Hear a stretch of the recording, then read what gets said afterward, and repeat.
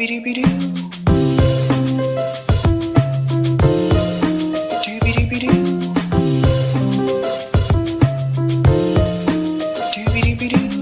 your host, sabrinasalvati.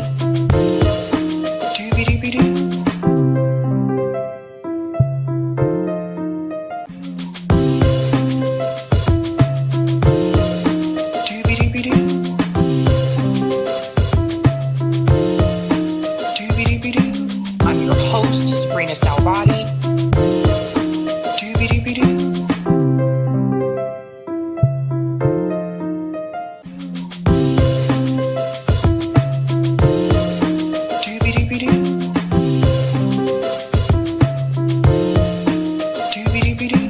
I'm your host, sabrinasalvati. How much more Palestinian blood needs to be spilled before people stand up and demand what Palestinians deserve? What more sacrifice do Palestinians need to show? What more courage Palestinians need to show? What more needs to happen before we stand up and we have 500,000 people in Washington, D.C. demand dismantling the apartheid state now? Not tomorrow, not next year, right now. And sanctions against the state of Israel right now. And a no-fly zone over Gaza right now. So not a single Palestinian, not a single Palestinian will die, not one more Palestinian killed. Welcome to Sabby Sabs podcast. I'm your host, Sabrina Salvati. That was activist and author Miko Peled. I actually saw him last night speak at MIT, so that was a snippet of that conversation. Well said there from Miko. I'm actually going to put together some of the recordings that I got from that event, and I'll post it as a separate video because I thought there was a lot of things that Miko said during that session that are really important. Also, in reference to discussing how do we move forward. But welcome, guys. Welcome to Sabby Sabs podcast. Shout out to everyone watching on YouTube, Rockfin, Twitter, and Rumble. And welcome back, guys. I hope that you had a great Wednesday there. We're going to go ahead and give a shout out to Sabby patrons, and we'll go ahead and dive right in. We have quite a bit to discuss tonight. So let's go ahead and give it up for everyone who is a Sabby patron. Thank you guys so much for your support.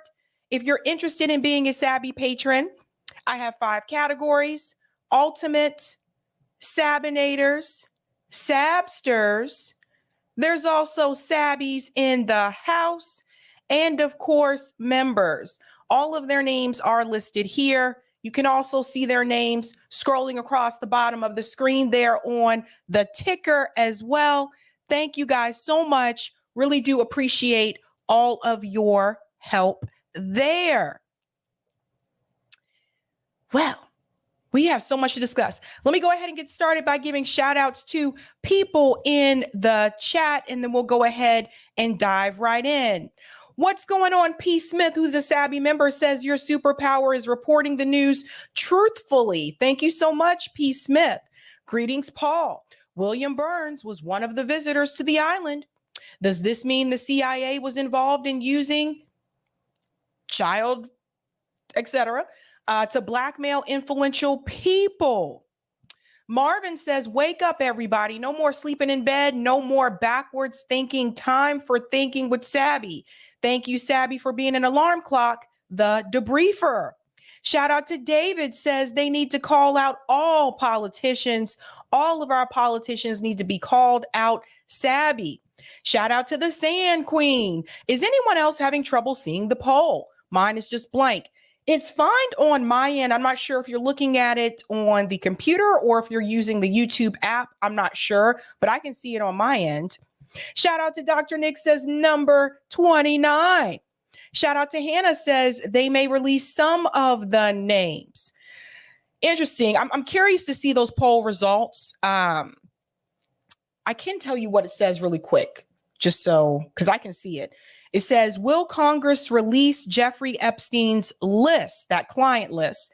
The first option is yes, if there's public pressure. The second option is no, under any circumstance. The third option is some names may be released. And the last option is I'm not sure. So just to let you know what those are all about. Shout out to Larez. Hi, Sabrina, Eric, and Sabby fam. Great show today with JB. I think the names will be released if that person goes against the establishment too much. Nikki got destroyed by Vivek. Smash the like, y'all. Shout out to ACAB, who's a Sabby member, says, I said no because I bet a bunch of people on that list are campaign donors to both parties and probably some sitting members as well. That's a good point, ACAB. Shout out to Asunta, says they will release the names of those they want to get rid of. Greetings, Sean, says poll blocked for me as well. Sorry so much, Sean. I think it's a YouTube glitch that's been happening a bit lately. Shout out to Joe OWS, says the poll has no question. I'm sorry. Greetings, Asunta. Oh, I said Asunta already. Sorry about that. Shout out to Lawrence, who's a Sabby member, says, I'm here on time. Still a minute to go. Greetings, Miguel, says, peace. Shout out to Mastermind, says, keep hope alive. What's going on, natural person? Is there video available from Epstein? That is a good question. Shout out to Natalie, says, what's the question in the poll? You boob won't let me see it. So I just told you guys the question. The question is, again, let me see what happened with the poll. I don't know what I'm doing. The question is, again, will they release, you think they'll release some of the names on Jeffrey Epstein's client list? I'll mention it again when we get to the end of the show and the options. Shout out to Bryce, says, what up, Sabby and everyone? Greetings, JB, says, hello, everyone, forehead kisses. Shout out to Plinky, excuse me. Don't forget the blackmail operations server. Shout out to Joseph, said, oh, his poll was also blank. Greetings, Nikki's World, says, hey, everyone. Shout out to whoever says, what's up, comrades? Forehead kisses to JB. Greetings, Kim Cunningham, says, hi, Sabby. Shout out to Cowboy Kitty. The poll shows up all white, no options, anyone else. I'm so sorry, guys. Yeah, polls have been glitchy lately. It really sucks. And shout out to Thomas, who gives a thumbs up. All right, guys, lots to discuss tonight. We're going to go ahead and dive in. Let's go ahead and share that thumbnail for you so you can see what we are going to discuss tonight. Should be a pretty interesting show. Tonight, we are discussing RFK Jr. and Epstein. I did discuss this before on this show when RFK Jr. first announced his presidential run, but apparently this has come back up in the news again due to the recommendations by Marsha Blackburn in reference to reseeing the client list and also the interview that RFK Jr. had on Fox News. I'm also going to discuss Vivek versus Nikki Haley. Ouch. Jesus. He really handed it to her last night. We're going to talk a little bit about that debate, the fourth round of the GOP primary debate. I'm also going to discuss Tucker Carlson Ukraine alert. We're going to get into what is happening in Congress in reference to Ukraine funding. There was an interview there with Tucker Carlson and Thomas Massie as well. And I want to get into that because it seems like the tide is starting to turn, ladies and gentlemen. And last but not least, we are going to discuss Jake Tapper calls out Netanyahu's advisor, and that is actually connected to the CNN producer who actually lost 9 family members in Gaza this past week. So let's go ahead and get into it, folks. First, again, I want to give a shout out here to Miko Peled. He gave a talk last night at MIT. Great talk there. Can you guys find me in the photo? Where is Sabby? Let's play Where is Sabby? Someone told me I really stand out because of what I'm wearing. I guess I kind of do, but I am right there in the polka dots. There's me. Great talk there. So shout out to Miko Peled for that discussion last night. Okay. Also, last night was the fourth round of the GOP primary debate. And yes, of course, Donald Trump was not present again, but it doesn't appear that he needs to be present. And I'm going to get into that a little bit later when you hear from Republican voters about the debate. First, I want to get started with Ron DeSantis. We're going to get into the discussion about inflation and the economy. I want you to hear something that Ron DeSantis said here during the debate. And then I want us to talk about what this really means in the grander, scheme of things, right? What is he really calling for? Or is this just Ron DeSantis just trying to, say what he thinks people want to hear? Let's get into this. The fact these Republicans in Washington have spent, it's driven your prices higher and it's driven your interest rates to the point where you can't afford. I met a young fella in Iowa. He had graduated college a couple years ago and he's like, Governor, I don't have a chance. I'm gainfully employed. He's like, I have no chance to afford a home and start a family. That is taking the American dream away from people. So we're going to get the inflation. The fact these Republicans in Washington have spent, it's driven your prices higher and it's driven your interest rates to the point where you can't afford. I met a young fella in Iowa. He had graduated college a couple years ago and he's like, Governor, I don't have a chance. I'm gainfully employed. He's like, I have no chance to afford a home and start a family. That is taking the American dream away from people. So we're going to get the inflation. The fact. So he goes on to say, so we're going to get the inflation rate down. So here's the problem with that statement from Ron DeSantis is not so much the fact that, yes, obviously the economy is struggling. Obviously the inflation is an issue, but that testimony that Ron DeSantis received from the gentleman in Iowa, it doesn't just ring true during times of inflation. It's been a problem in this country for quite a while, and that's because we don't offer a living wage for people in this country. So Ron DeSantis' response in reference to the economy is to get the inflation down, but that still doesn't change the fact that people are not offered a living wage in this country. We did not increase the minimum wage. We did not increase it. Here we are, 2023, and the minimum wage is still $7.25 an hour, which I've shown you through that cost of living report for 2023. There isn't one state in this country where you can make a living off of $7.25 an hour. So Ron DeSantis isn't looking at the big picture. Now, he's a smart guy. He knows how this works. I'm pretty sure he understands that people aren't making enough money in this country. It's not just about the inflation, but yes, the inflation is a small piece of it. And I want you to understand what he's trying to do with that speech that he had there. He's basically trying to say to you, or he's trying to appeal to his base, right? He's trying to appeal to his voters and addressing the inflation issue because he knows like that's a hot button, obviously not just within Republican circles, but Democrat circles as well. But the moment he crosses the line and he is to say people need to be paid a living wage in this country, well, then he's walking that dangerous territory of the far left, right? So then people will claim that he's basically trying to be like the far left. So his base isn't going to like that. That's why he stops at inflation. That's important for people to get. He's not trying to really solve the overall problem.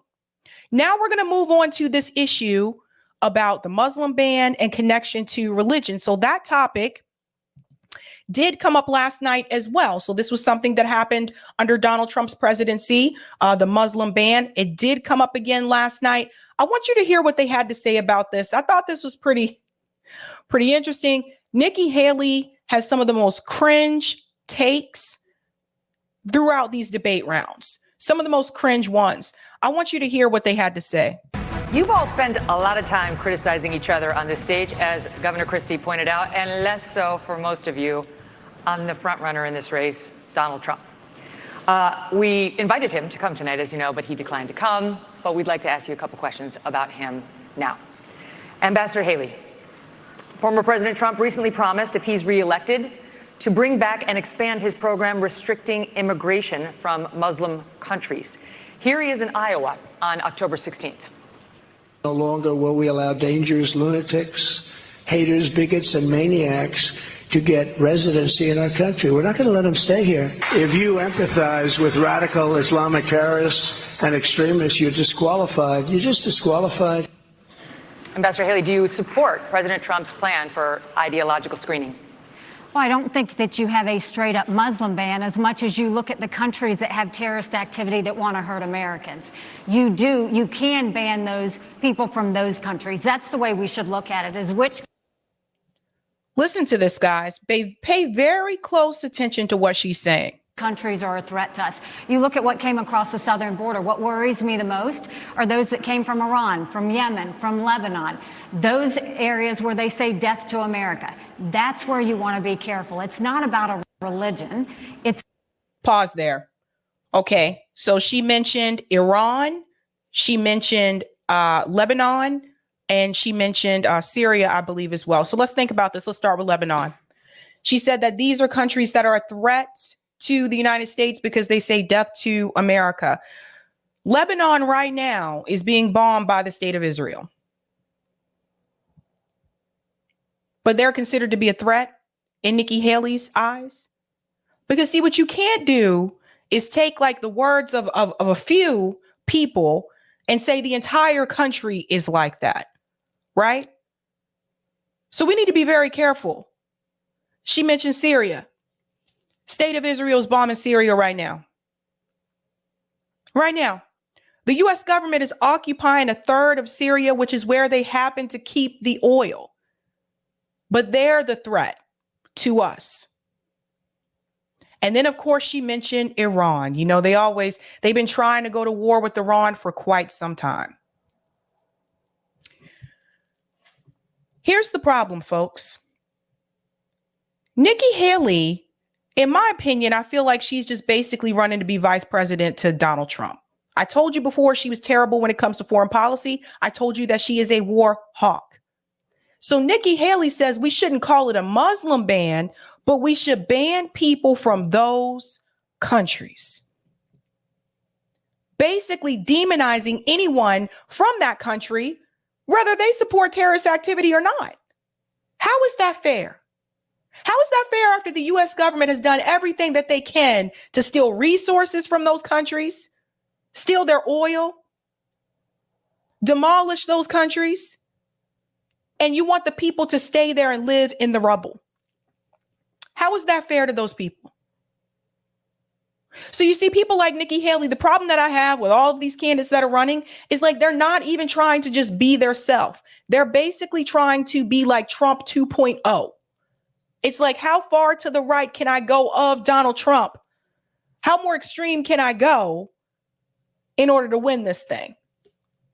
And what they don't understand is that things have actually changed in this country since Donald Trump has been presidency. A lot of people are not with them in reference to this rhetoric. Yes, I know we have an immigration issue in this country. We cannot deny that.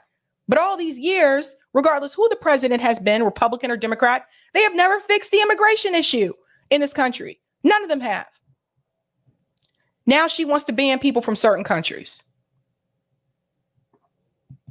Oh, and by the way, this comment that she made, she said these countries that say death to America. I want to let you know something, Nimrata. I have lived in Europe and I've heard those same words from Europeans as well. But you'll never hear Nikki Haley say we need to ban people from Germany, or we need to ban people from the UK, or we need to ban people from the Netherlands. The United States is not a favorable country, particularly today. And once you start traveling and you start to hear from other people and you start to hear what the U.S. government has done to their economy and their countries, then you start to understand why they feel the way that they do. But that phrase that she mentioned, I've heard that come from European countries as well. Let's continue. About a fact that certain countries are dangerous and are threats to us. A president has one job, and that's to keep Americans safe. And that's what we've got to do, is make sure that we have good national security in that process. And that's the way you should look at it, is where the terrorist threats are, how we're going to deal with it, and what we're doing about it. And the biggest threat we have right now is communist China. But you have to also look at what Iran and Russia are doing as well. And we need to be paying attention to that. That's why we have to focus on things like cyber, on space, on artificial intelligence, and not just the regular things that we've always focused on. Let me pause there for a second. Then she adds in China and Russia, and I mean, just throwing all these other countries that are a threat to the United States. How is it if you are occupying resources in another country? How are they a threat to us?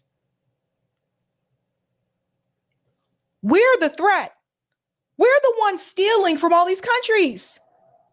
We're the ones destroying their land, their people. We're the ones overthrowing their leaders. We're the threat. Let's continue. It's not just terrorism, though. That's important. But look what's happened in Europe. You have more anti-Semitism in Germany than at any time since Adolf Hitler. Why? Because they imported mass numbers of people who reject their culture. Let me pause there for a second. Actually, if you look at the videos, yes, there have been protests in support of the Palestinians in Germany, but when it comes to the actual government, they have expressed solidarity and support for the state of Israel, Ron DeSantis. We've talked about this multiple times, that the German people were not happy what their government was doing, ignoring what's happening to the Palestinian people, taking the side of the state of Israel. Europe is committing suicide with the mass migration, and it's illegal and legal. Nikki Haley said the other day there should be no limits on legal immigration, and that corporate CEOs should set the policy on that. There needs to be limits on immigration, and we should not be importing people from cultures that are hostile. So, for example, I said with the Gaza, you had some of the squad wanted to import 300,000 people from the Gaza Strip. I said, no, we're not taking anyone from Gaza because of the anti-Semitism and because... Let me pause. Let's go back for a little bit. You know, you cannot sit here and believe that someone that was educated at Yale can be this stupid. Let me continue. People from cultures that are hostile. So, for example, I said with the Gaza, you had some of the squad wanted to import 300,000 people from the Gaza Strip. I said... He said we should not be immigrating people in this country from cultures that are hostile. We're hostile. You don't think we're hostile? Which country in the world has the most mass shootings? The United States. We're the ones. We're the ones that have the most crime. We're the ones that have the most mass shootings. We're the ones stealing countries' resources. We're hostile.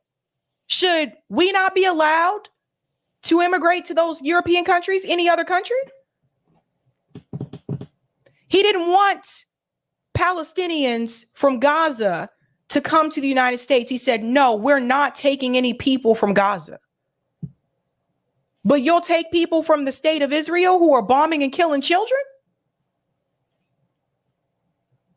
Ron DeSantis, also in the pocket of the Israeli lobby. Remember that. This rhetoric is incredibly dangerous because it gives people the impression that the Palestinian people are hostile people, demonizing that entire group. No, we're not taking anyone from Gaza because of the anti-Semitism and because they reject American culture. So we've got anti-Semitism. Let me go back. With the Gaza, you had some of the squad wanted to import 300,000 people from the Gaza Strip. I said, no, we're not taking anyone from Gaza because of the anti-Semitism and because they reject American culture. Because they reject American culture. Don't we have Palestinians living in the United States? Aren't there Palestinian Americans that live here? What is the American culture, Ron DeSantis?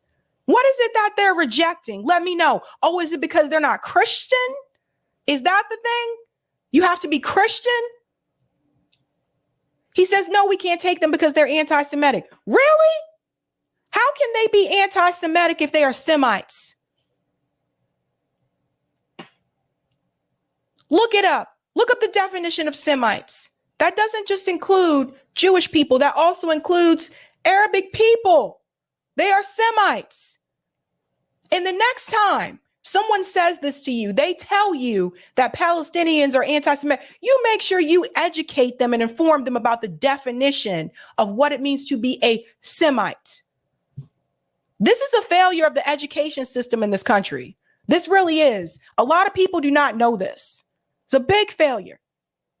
But he says, nope, because he said they're anti-Semitic and also because they don't respect American culture. And second of all, not all Palestinians are Muslim. Some of them are Christian. Some of them are Jewish. So we've got to get smart about this. We cannot let the United States be like Europe. Thanks so much for watching. Okay, he said we can't let the U.S. be like Europe. So you can see where this is going, folks. Now we're going to pivot back to Nikki Haley here for Nikki Haley here for just a second, because another thing that Nikki Haley wants to do is she really has this war against TikTok. You know, Nikki Haley's in the ring trying to fight TikTok. Bob and weave every day, even though, as Vivek had mentioned before, that her daughter is on TikTok, right? But I want you to hear what she had to say about what we need to do about TikTok and why we need to do it. I'm going to tell you what this is really about. And it's not about what Nikki Haley is telling you. Listen to this. We really do need to ban TikTok once and for all. And let me tell you why. For every 30 minutes that someone watches TikTok every day, they become 17% more anti-Semitic, more pro-Hamas based on doing that.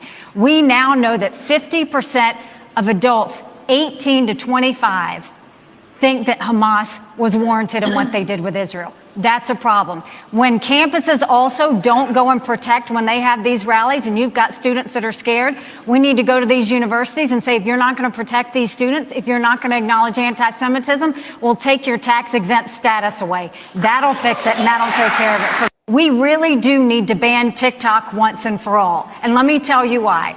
For every 30 minutes that someone watches TikTok every day, they become 17% more anti-Semitic, more. Really? Where's that data from, Nikki? Is that from Pew Research? Where did you get those numbers from? She's just saying things. Pro-Hamas based on doing that.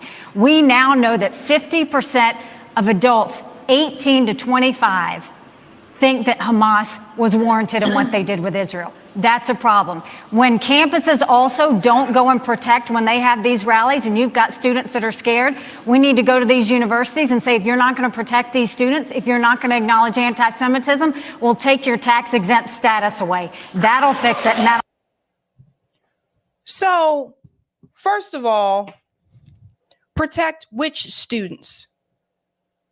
Notice she only wants you to protect one type of student. She wants you to protect the Jewish students. She don't want you to protect the Palestinian students. Which students were shot in Burlington, Vermont? Palestinian students, right? They were shot. But Nikki Haley said, no, you don't need to protect them. You need to only protect the Jew. Though she only wants you to look out for one side. Nikki Haley, also in the pocket of the Israeli lobby. Let me tell you what the big deal is about TikTok and why Nikki's so hell-bent on getting rid of it, right? You know she's in the back pocket of military contractors. Vivek revealed that. There's a little bit more we're going to show about that later on as well. But the other issue is this fact. The reason why Nikki Haley wants to ban TikTok is not just because of its affiliation with China and all that stuff. She's brought that up before. It's not just because of what they're seeing in reference to Israel and Palestine, but the overall issue is the fact that TikTok is presenting a narrative that is not the narrative of the State Department. TikTok is educating people further than the history books did in school. TikTok is telling people not just the truth about the Palestinian struggle, not just the atrocities that are happening to Palestinians in Gaza, but it is also telling people the truth about what's happening in Ukraine. TikTok is giving a voice to people we probably never would have heard from before. So she is there to protect the state. She's not there to protect you. She's trying to protect Lockheed Martin, Boeing, and the State Department. That's why they want you to get rid of TikTok. This is why they want TikTok gone, because some of the things that you can talk about on TikTok, you cannot talk about on YouTube. You definitely can't talk about on Facebook. And they hate this. They hate this, that the majority of the Democratic voters are calling for a ceasefire. They hate this, that the majority of Republican voters are now calling for a ceasefire. This drives them crazy and they can't stand it because they are slowly losing control of the narrative, folks. That's why. Now, there is a little bit more here.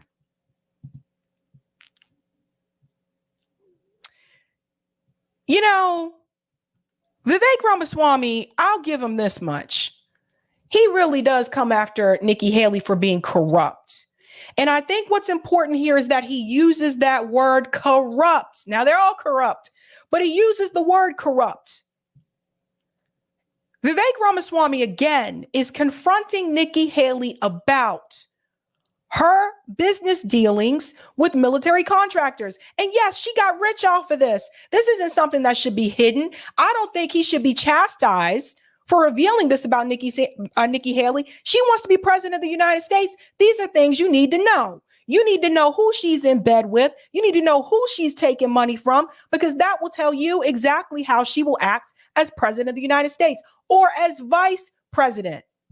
So Vivek Ramaswamy went in yet again. Ron DeSantis is a good person, too. I want to go back, though, to Nikki Haley's comment from earlier that she is somehow not responding to the will of these donors. Nikki, you were bankrupt when you left the UN.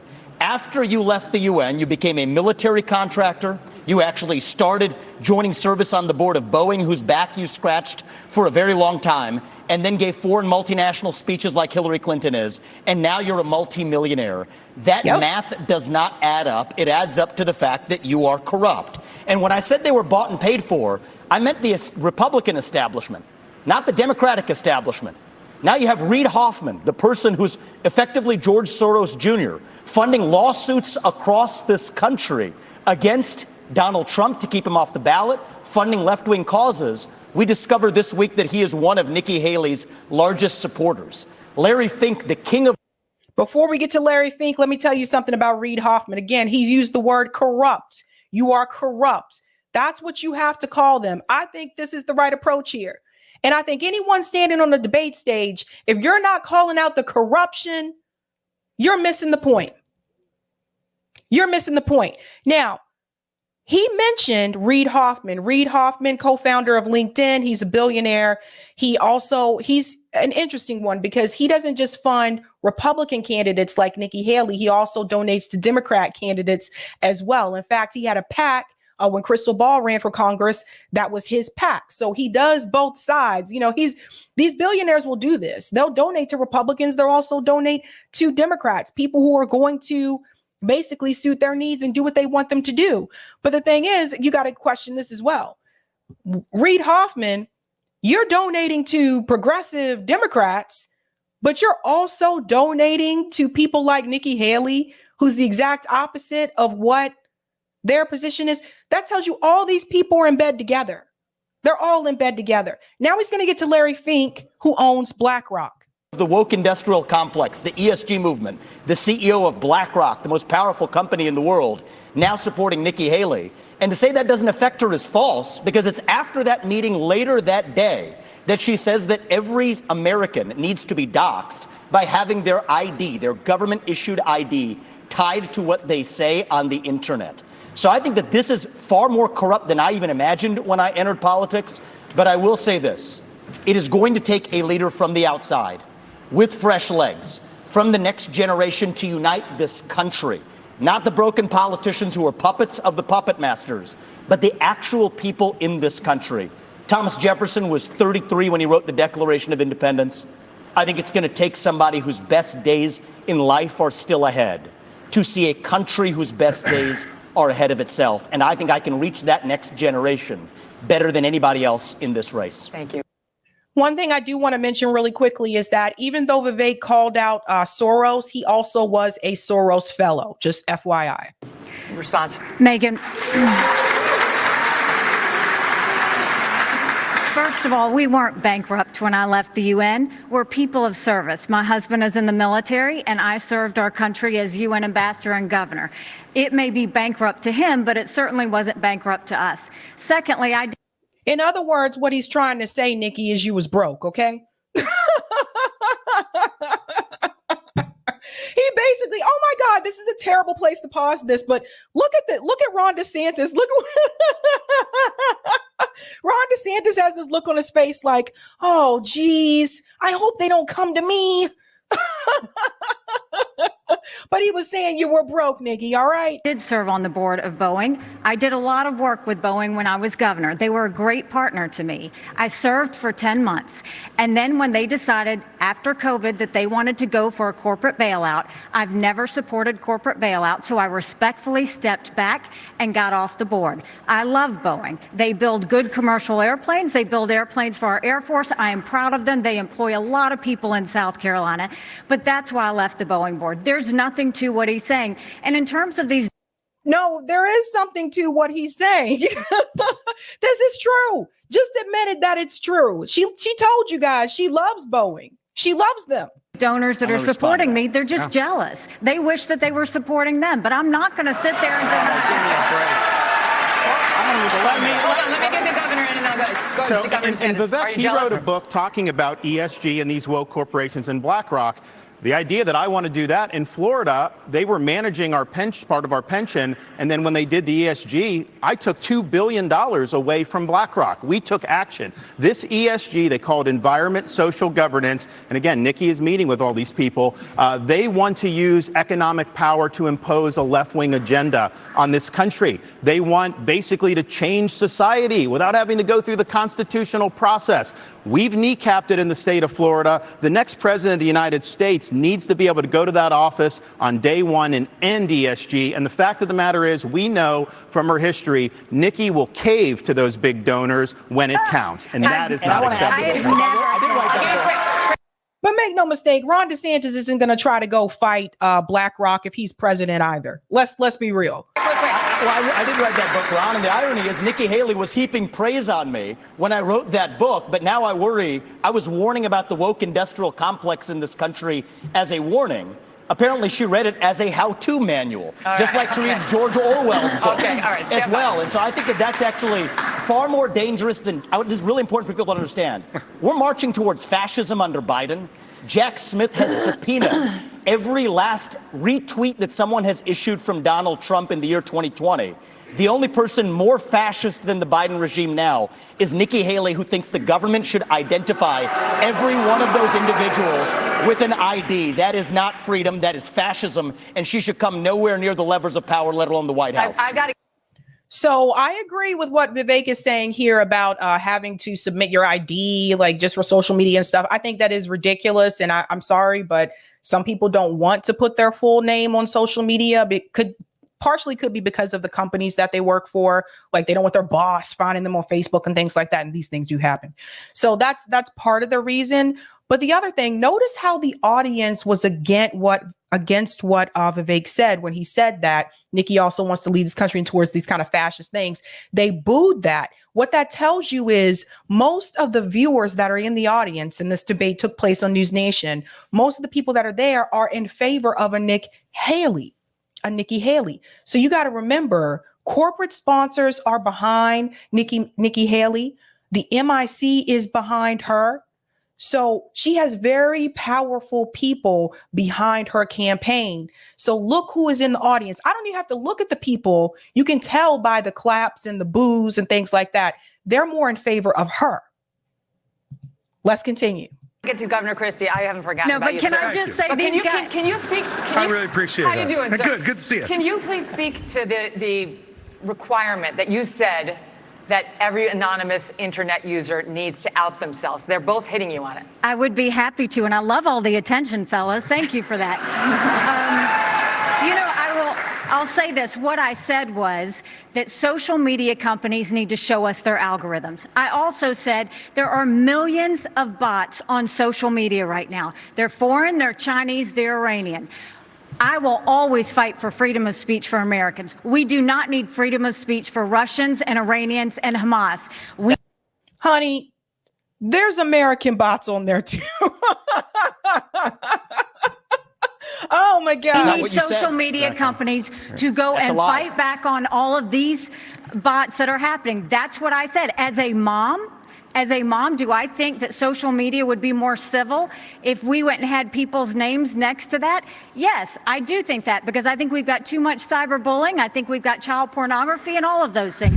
But having said that, I never said government should go and require anyone's That's name. false. She said, I want your name. She As President of the absolutely United said it. States, her first day in office, she said, one of the first things I'm going to do, I said we were going to get the millions I want of your name. bots. She wants That's what she government said. ID to Hold on, dox finish every what you're American. saying. That's Hold what on. she said. You can roll She's not even president yet, and she's already lying. the tape. She said, I want your name. And that was going to be one of the first things she did in office. And then she got real serious blowback, and understandably so, because it'd be a massive expansion of government. Actually, we have anonymous speech. The Federalist Papers were written with anonymous writers. Jay, Madison, and Hamilton, they went under Publius. It's something that's important, and especially given how conservatives have been attacked and they've lost jobs and they've been canceled.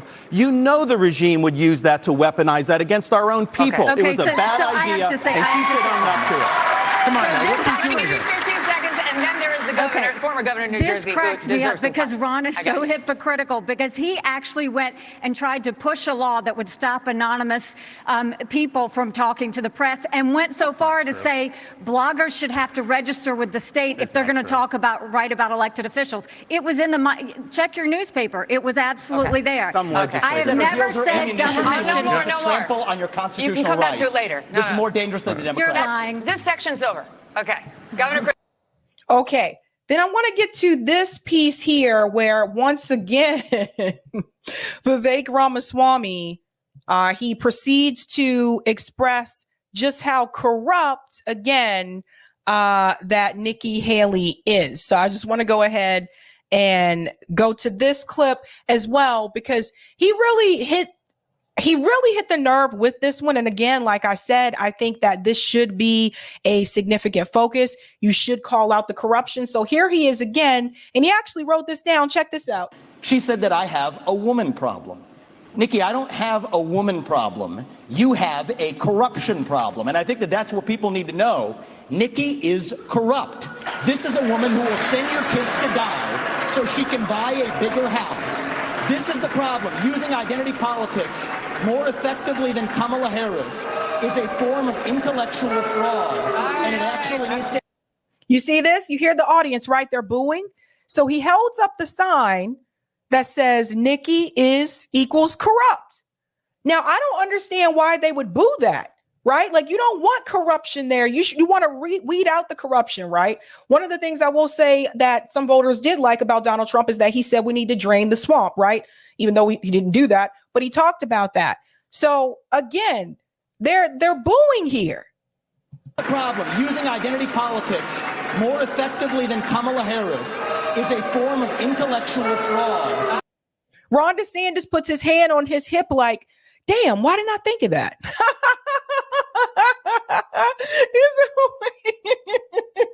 He's like, why didn't I think of that? So he's calling her out for identity politics worse than Kamala, he said. And it actually needs to end. There's our donor puppet masters wielding their puppet right up here tonight.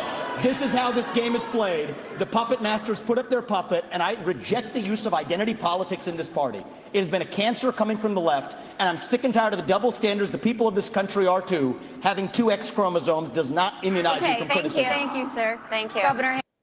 So that may be in reference to during one of the GOP primary rounds, Nikki Haley said, if you want something done right, ask a woman. And I pointed that out, too. At that point, I was like, oh, interesting. Now, all of a sudden, it's okay to use identity politics. And identity politics is when you are using your identity to further yourself politically. Right. That doesn't mean if you're talking about race or gender, that is identity politics. And that's what Nikki Haley was trying to do in that moment, which Kamala Harris has done as well. So it's interesting. He brought that back up, which I thought that was actually the right path to go, to actually focus on corruption. Now, Chris Christie did respond to all of this. This is pretty funny. I told you, I think Chris Christie is basically running to be a commentator on MSNBC. Listen to this. You do this at every debate. I'll tell you exactly what it is. Don't interrupt me. I didn't interrupt you. Okay? You say this. You do this. You do this at every debate. You go out on the stump and you say something. All of us see it on video. We confront you out on the debate stage. You say you didn't say it, and then you back away. And I want to say what exactly what I said, Chris. I'm not done yet. Well, this now is look. This is nonsense. This man is spewing. This man is spewing nonsense. Let me tell you something. This is the fourth debate that you would be voted in the first 20 minutes as the most obnoxious blowhard in America. So shut up for a little while. Well, you can see how that went. Again, Chris Christie is also not polling well, so just keep that in mind. Now, how do Trump voters, or let's just say in more general terms, how do Republican voters feel after seeing that debate last night? So I want you to hear this from Meet the Press. This was a special Meet the Press. Who do they think won? What do they think after seeing this debate? And do they have any, this is a focus group, so keep that in mind. Do they have any desire to support any of the candidates up on that stage? Listen to this. NBC News 2024 campaign embed Nnamdi Egwanwu is with Republican voters at a watch party in Atlanta, Georgia. Nnamdi, it's so good to see you. You do fantastic work, and I know you've been there with the voters in Georgia. What are they telling you? What did they think of tonight's debate? Well, Kristen, getting a reaction from voters here in Atlanta was quite easy. They actually organized a straw poll on their own during the debate and were keeping track of their opinions. And by the end of the night, you had Vivek Ramaswamy out of this watch party of about 30 people getting 5 votes. You had Ron DeSantis getting 2, both Nikki Haley and Chris Christie having a sole 1 vote. And get this, former President Donald Trump, despite not being on the stage, got 18. So that's really reflective of the vibe of the night here in Atlanta. But you don't have to take my word for it. A couple attendees agreed to stay after and give us their opinions. And Will, I want to start with you. There was a moment tonight that got a lot of people riled up. What was the moment that caught your eye, that left a mark on you? What left a mark for me was Nikki Haley being called out for being the warmonger that she is. At the same time, Ramaswamy holding up a notepad saying Nikki is corrupt, and that's something that stands out really strongly in my mind and in the voters' mind. But they talk too much about Trump, a man that wasn't on the stage but ruled the stage tonight. Yeah. And Chris, and after. So you heard that? According to that focus group, Trump got the most support from them. And again, he's not even on the debate stage. So I don't know what they're trying to do, but again, I think they're just running for a chance at vice president at this point in time. Obviously, none of them have been able to catch up to Donald Trump's poll numbers, but it is entertaining. So there's that. There is that. Let me go to some of the comments here. Thank you so much for the super chat, Biden and Kamala. Who made this? Who did this? It's easy to make Nikki Haley look bad. Okay. Thank you so much for the super sticker, Wade Worth. Thank you. Thank you again for the super sticker, Biden and Kamala. A politician is someone who will give your life for this country. Interesting. JB says, what's to respect about American culture when it constantly destroys nations for their resources? Good point. Thank you for the super chat, Jay. Sabby, I came across Boston TV station online recently. What is with all the Nikki Haley ads there? Yeah, she has a lot of money backed behind her. She has powerful people backing her. Thank you for the super chat. Where is the love? Sabby, you are fabulous. Great broadcast. Thank you so much. And Thomas says British public shut down 4 factories today, supplying arms to Israel. Well. Thank you for that news there, Thomas. I will have to look into that.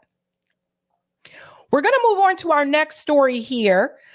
This is very important. And of course, CNN, they did cover this. I mean, they kind of have to because it involves one of their producers. So recently it was announced that a CNN producer actually lost 9 family members in Gaza. So I want to go ahead and get started with this clip here from Case Study QB. And then that is going to actually lead us into the conversation that Jake Tapper had with Mark Regev, who is the advisor to Netanyahu, where he also talks about this issue as well. Not just the CNN producers, family members, but there have been a number of journalists that have been killed in Gaza as well. So let's go ahead. Shout out to Case Study QB for this clip here. Since the beginning of this war, our producer, Ibrahim Daman, has risked his life doing fearless reporting on the ground in Gaza. After nearly a month, he fled with his immediate family, showing us what it was like to have to do that with 2 small kids in tow. This weekend, he learned that at least 9 of his family members who were in northern Gaza, still trapped there, have been killed, including his uncle and his aunt when an airstrike hit the family's home. His childhood home was also hit in a separate strike. He said that he'll never be able to forget, quote, every stone and corner of the house in which I was born and raised and in which my children were born. We are thinking of Ibrahim and his family tonight as they go through something that unfortunately so many families are also experiencing. This is we're learning today that Gaza is in what is being called a near total blackout, according to the internet monitoring firm, and all telecom services there have been completely cut off. That means Palestinian civilians can't check in each other, they can't call for help, they can't get all of those orders telling them where to evacuate. But those of us in independent media have been saying this from day one, right? Al Jazeera has been saying this from day one, and CNN and commentators like yourself there, Caitlin, you were late to the party. Joe Biden also late to the party. He said, I don't believe the numbers coming out of Gaza. Remember that? Then he had to come back and issue an apology. It took them losing one of their own. Do you see how this works? Like, it has to affect them directly. It took them losing one of their own, well, one of their producers losing their own family members in this disaster for them to fully take it in. Should have never come to that. Joining me now, UNICEF Executive Director Catherine Russell, who just returned, I should note, from Gaza last month. And thank you for being here. It's good to have you again. Given it's so rare to hear from someone who has been on the ground in Gaza, what did you see in southern Gaza where you were? Well, it was really striking, actually, because I was in Khan Yunis, which now is so much in the news because it's really under assault at this point. But when I was there, that wasn't the case. I was there 2 weeks ago, so there were so many people, just even in the street, teeming with people who had moved from different parts of Gaza and were looking for some refuge. I went to a hospital there, and every place I walked, there were people kind of sleeping in the corridors or sort of camped out in the corridors on blankets, children, adults, everyone. They were just there seeking refuge. And so it was just, I remember feeling kind of overwhelmed by the sheer numbers of people that I saw. And then I also saw just, huge amounts of trash. I mean, I think that all of the sort of typical services have been disrupted. And now, we see in the news every day, that's now a place that's being hit with bombardment. So it's even worse. But what I saw was just really unnerving, really, to see how many people were there and to hear from them about how many of them had moved multiple times, had come from different places, had lost family members, and were there trying to find some peace. And given that some people in Gaza have lost entire family lines, an entire line of family having no one left. And notice what it says at the bottom of the screen there. Concerns grow as diseases spread in Gaza shelters. This is what happens when you don't have water, adequate water. They didn't have clean water to begin with. Let's be real. But this is what is happening. I mean, it's just, there's no one to pick up the trash. There's none of these things are operating because, again, they're under attack. It's not just northern Gaza, it's also southern Gaza as well. So notice what she said, people not knowing where to move, and they're told to go to one place, and then they get there and then that area is attacked. And then they're like, well, where do we go now? And by the way, they can't just exit Gaza. It does not work that way. They can't leave Gaza and go into Israel. They can't do that. So these people are fundamentally trapped. They are stuck there. I mean, that southern Gaza and where you were, Khan Yunis, and where they're conducting operations right now, that is where they were told to go by the IDF when this was initially happening. Now they're being told, in more targeted areas to leave those areas. A lot of them don't have internet service. I mean, and they're talking about QR codes that are on the leaflets that the IDF is dropping. Are they able to even know where to go and what to do? No, I don't.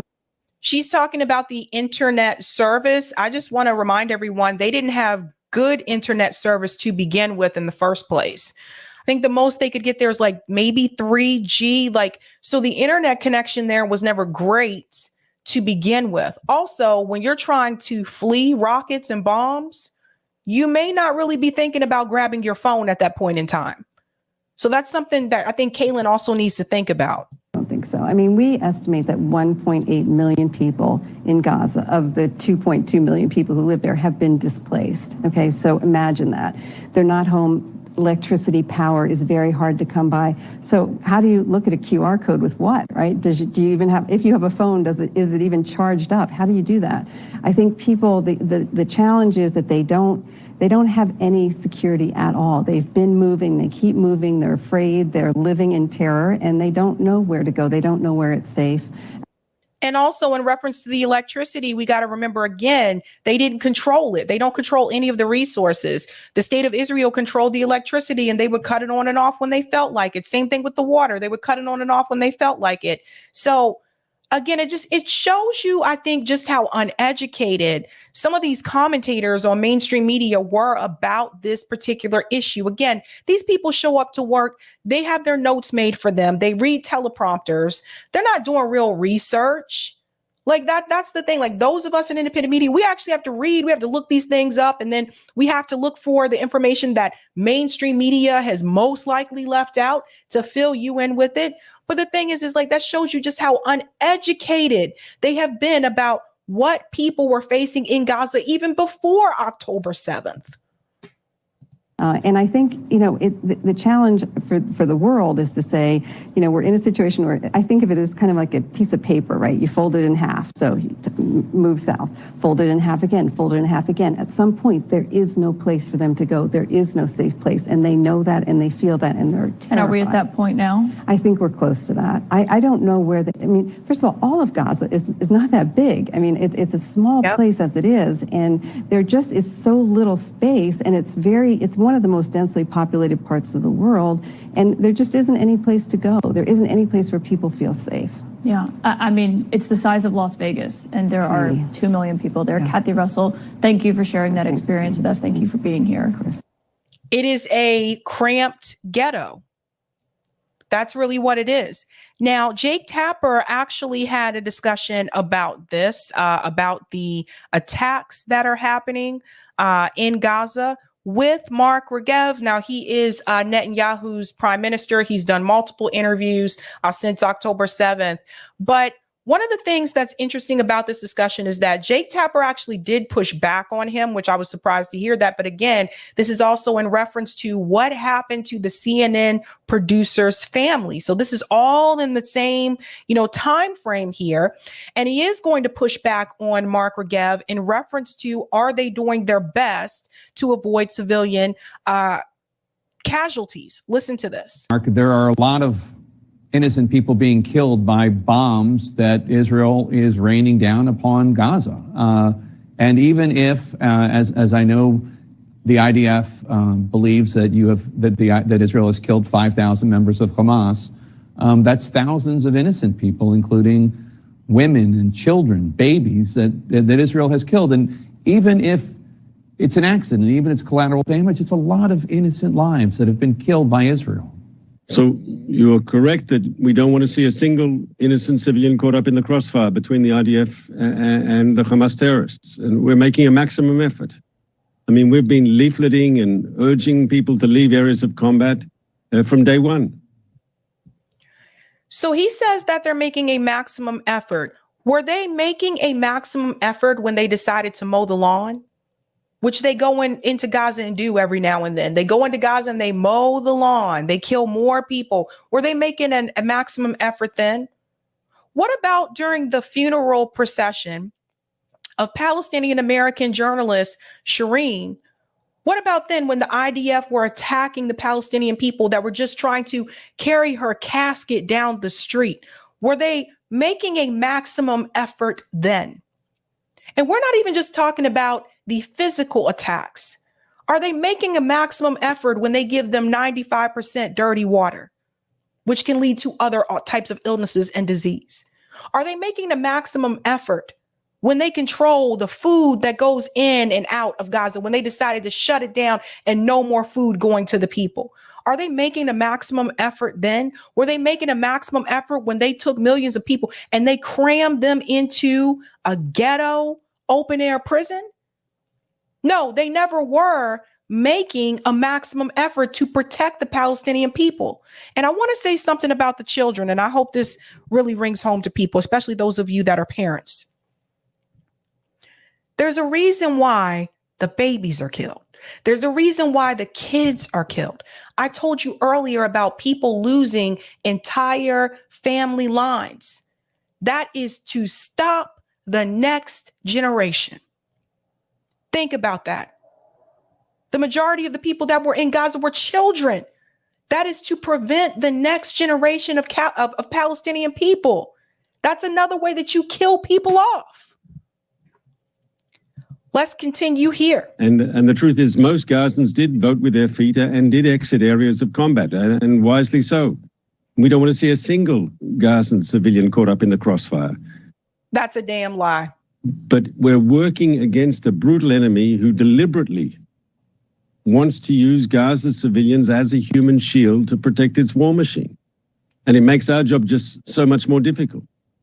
But I think, and I've seen the numbers, and I can't share with you yet, but when this is over, we can have a serious discussion when the fog of war is behind us.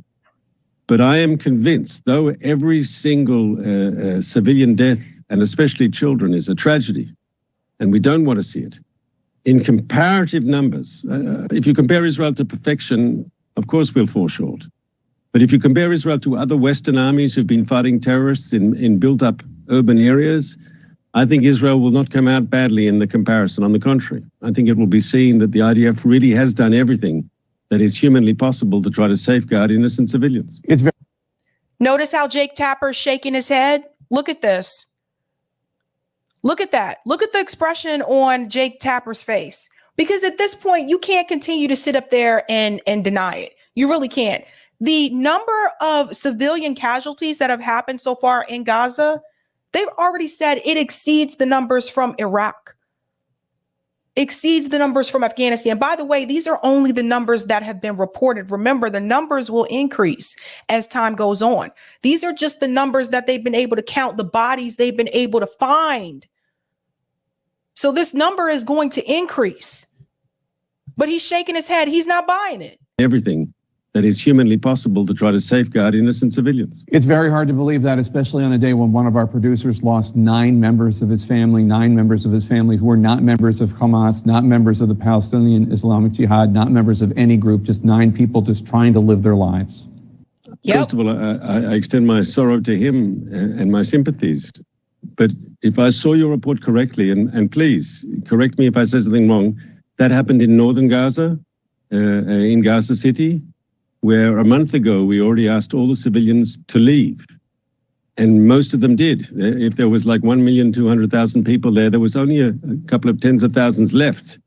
And one has to ask, yes, they had ample opportunity to leave. I don't know what happened. I don't have the specific circumstances. I know there's deadly combat going on now in the north, still between these IDF and Hamas terrorists, yes?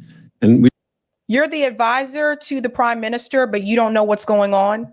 You don't want to see anyone caught up in the crossfire, but why didn't they heed the advice and leave the area? You can't blame them. There's now I don't blame them. But you can't. Oh, he's blaming the dead people. See how this works, folks? Oh, let me just blame. Oh, why didn't they leave? Why didn't they heed this? Why didn't they? Really, when you told them to leave the north and go to the south, and you were still bombing people in the south as well. Every place you told them to go to, you were attacking. That was a trap. This man cannot sit up here and just continuously lie. It took a CNN producer losing 9 members of his own family for people like Jake Tapper to effectively push back on this bullshit. A lot of times people don't really care about things until it hits close to home. It affects them directly or someone close to them. So these are just outright lies. The advice and leave the area. You can't blame them. There's now I don't fighting, blame them. But you can't. There's fighting in the South now. Where are? I mean, I've been asking this since October 7th. Where are these people supposed to go? So at the beginning, it was easier because the fighting was concentrated in the north, and we just asked people to move south, and that was relatively simple. Yes, I'm not saying totally simple, but relatively simple. Just go south of the river. That was after you already were bombing them. You told the people to leave after you were already attacking the people. But now we're being more specific because it is more complicated in the south. We've actually designated areas in the south which are safer areas, which are especially, there's a number of them. We've shared the maps with the United States. It's been shared also with the UN and the other humanitarian organizations. Listen, we have to hit Hamas in Khan Yunis. They've got a strong military infrastructure there. They've got a network of tunnels. If we want to destroy Hamas's military machine, and we have to act in the south as well. Senior Hamas commanders are there under the ground in Khan Yunis. We can't not go there. But in going there and to defeat Hamas, we're also going to make a major effort once again to try to safeguard civilian lives. And that's why we're urging people there now to move to the new areas that we've specified. And as the ground operation starts, I can assure you that the escape routes, the humanitarian corridors that will allow civilians to get out of harm's way will still be there. The same escape routes that they went to earlier on and they were blocked. You know, Jake Tapper isn't buying it. You know, when Mehdi Hassan interviewed this advisor, he wasn't buying it either. Mehdi Hassan's show was canceled after that. But I don't know. I don't know how many more lies they can continue to tell before more people actually wake up to what is happening here. You can only tell people to move so many times before they have nowhere else to move to. And that was the question at the very beginning. Where are they supposed to go? Well, you fence them in like they are cattle. So it's not like they can come into Israel. They can't go into Egypt. So where are they supposed to go?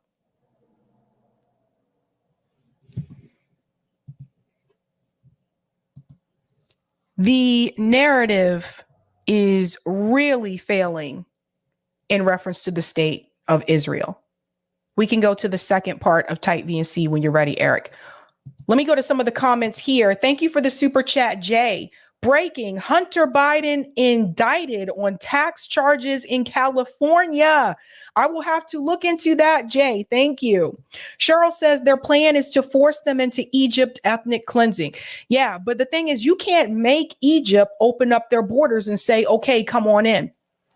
And Egypt is smart. They know that's exactly what they want to do. And Egypt's like, no, you stop trying to displace these people. Thank you for the super chat, Janice. Israel didn't have the right to tell people to leave their homes anyway. Why is Tapper not asking if dude condemns IDF? That should be the first question asked. That's a really good point. Right. They shouldn't have told these people to leave anyway. It's just very... It's so frustrating. But again, they have lost control of the narrative, so they have to. That's thankful to the protests. That's thankful to people, all the activists that have been speaking out against this, and all the footage that has come from Gaza to people as well. We are moving into Ukraine. Ukraine, it's still a thing.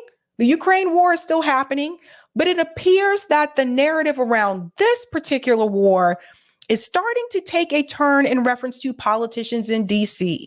Yes, believe it or not, it appears that they are finally starting to admit that we don't really know if we can continue to give you funding. They're also saying that we are now at the bottom of the barrel. Now, this is from Hotspot. Listen to this here, and we're going to get into this discussion with Tucker Carlson and Thomas Massey. Is the department worried that funding for Ukraine won't be allocated by the end of the year, as it is set to run out according to OMB? So we have made very clear at every level of this administration that Congress needs to act to fund security assistance to Ukraine, to fund economic assistance to Ukraine, to fund not just security assistance to Israel, but humanitarian assistance to the Palestinian people, which we have been providing, and we want to provide more. We are at the bottom of the barrel when it comes to our ability to provide security assistance to Ukraine. Ukraine is about to enter what we know will be a very difficult winter. We are at the bottom of the barrel. And there's more, because believe it or not, even Lindsey Graham, this is how you know it's over for you, Zelensky. This is how you know you're reaching the tipping point. Because now even Lindsey Graham, who was adamant about funding Ukraine, is now saying a different tune. Now, this comes from Danny Haifong actually shared this on Twitter. Neocon Lindsey Graham says no more future Ukraine aid until the U.S. helps itself. Ukraine is finished. Uh-oh. Here we go. So I will not vote for any aid until we secure our own border. Reform asylum, reform parole is possible to do. Democrats don't want to do it. All Republicans want to do it. I'm not helping Ukraine until we help ourselves. So I will not vote for any aid until we secure our own border. Reform asylum, reform parole is possible to do. Democrats don't want to do it. All Republicans want to do it. I'm not helping Ukraine until we help ourselves. So that's coming from Lindsey Graham. Now, why is that important? Because recently there was a vote, and Chuck Schumer did not like the outcome of that vote where Republicans actually blocked funding for Ukraine. Listen to this. We are going in. This is from Chuck Schumer. Sad night for the Senate and America. Republicans blocked funding for Ukraine, Israel, humanitarian aid for civilians in Gaza, funding for the Indo-Pacific. If Republicans want to get don't get serious about a national security package, Putin's going to walk right through Ukraine and Europe. First of all, I think this is an exaggeration of Vladimir Putin walking right through Ukraine and Europe. I don't think that's his intentions at all. But it's just interesting. He said, sad night for Senate and America. Republicans blocked it, funding for Ukraine and others as well.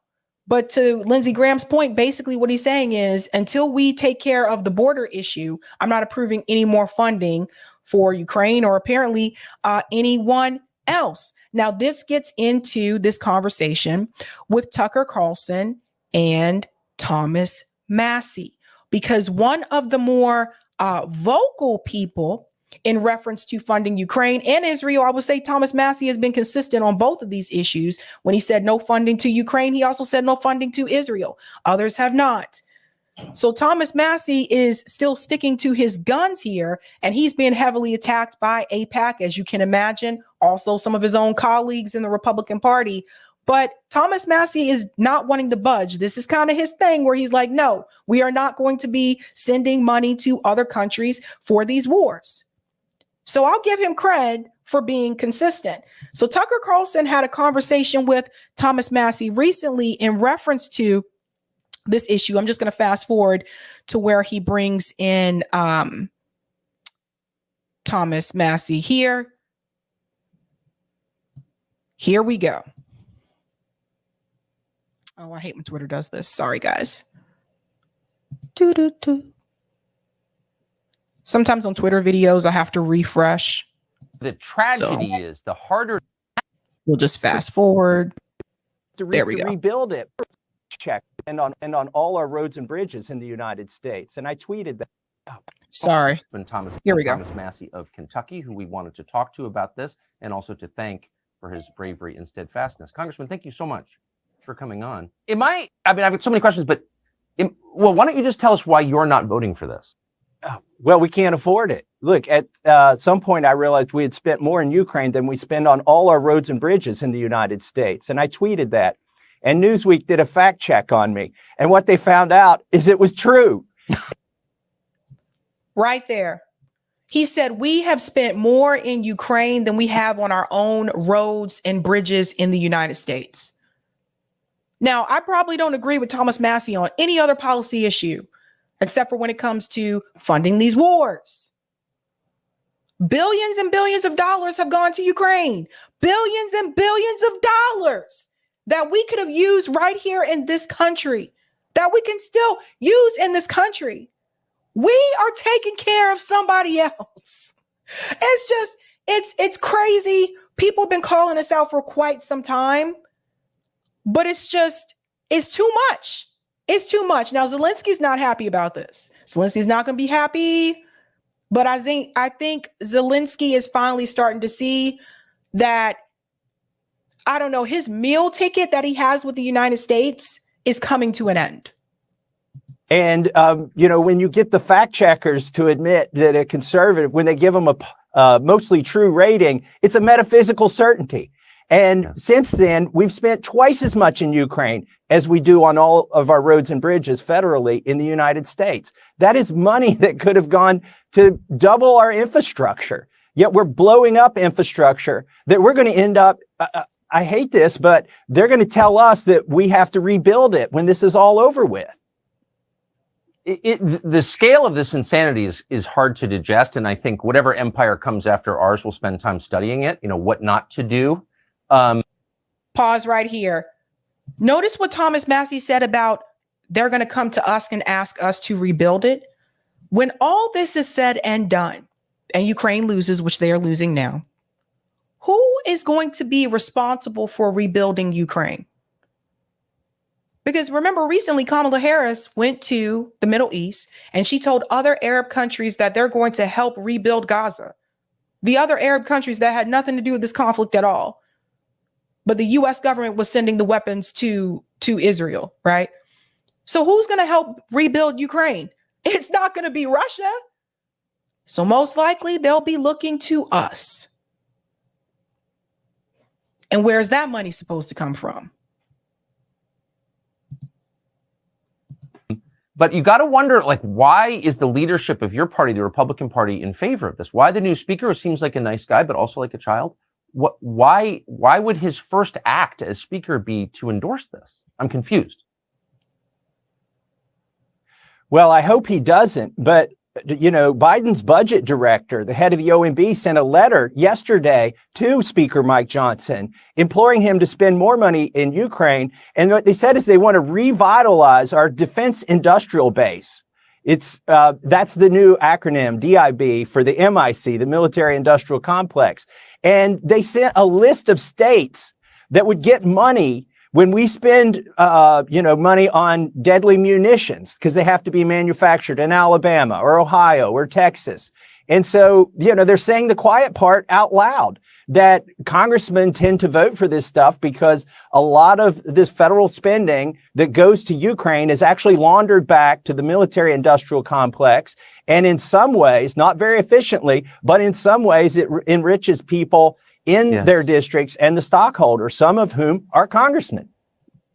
And Mike Johnson is from Louisiana, if I remember correctly. So his state could be one of those states that benefit from the military contractors in reference to these types of wars. But that's Thomas Massie saying the quiet part out loud, right? Like it benefits their state on the back end. But the other part that Thomas Massie does not mention is the fact that some of these politicians are in bed with the military industrial complex. They're receiving donations from Lockheed Martin or Raytheon or Boeing, just like Vivek was saying about Nikki Haley.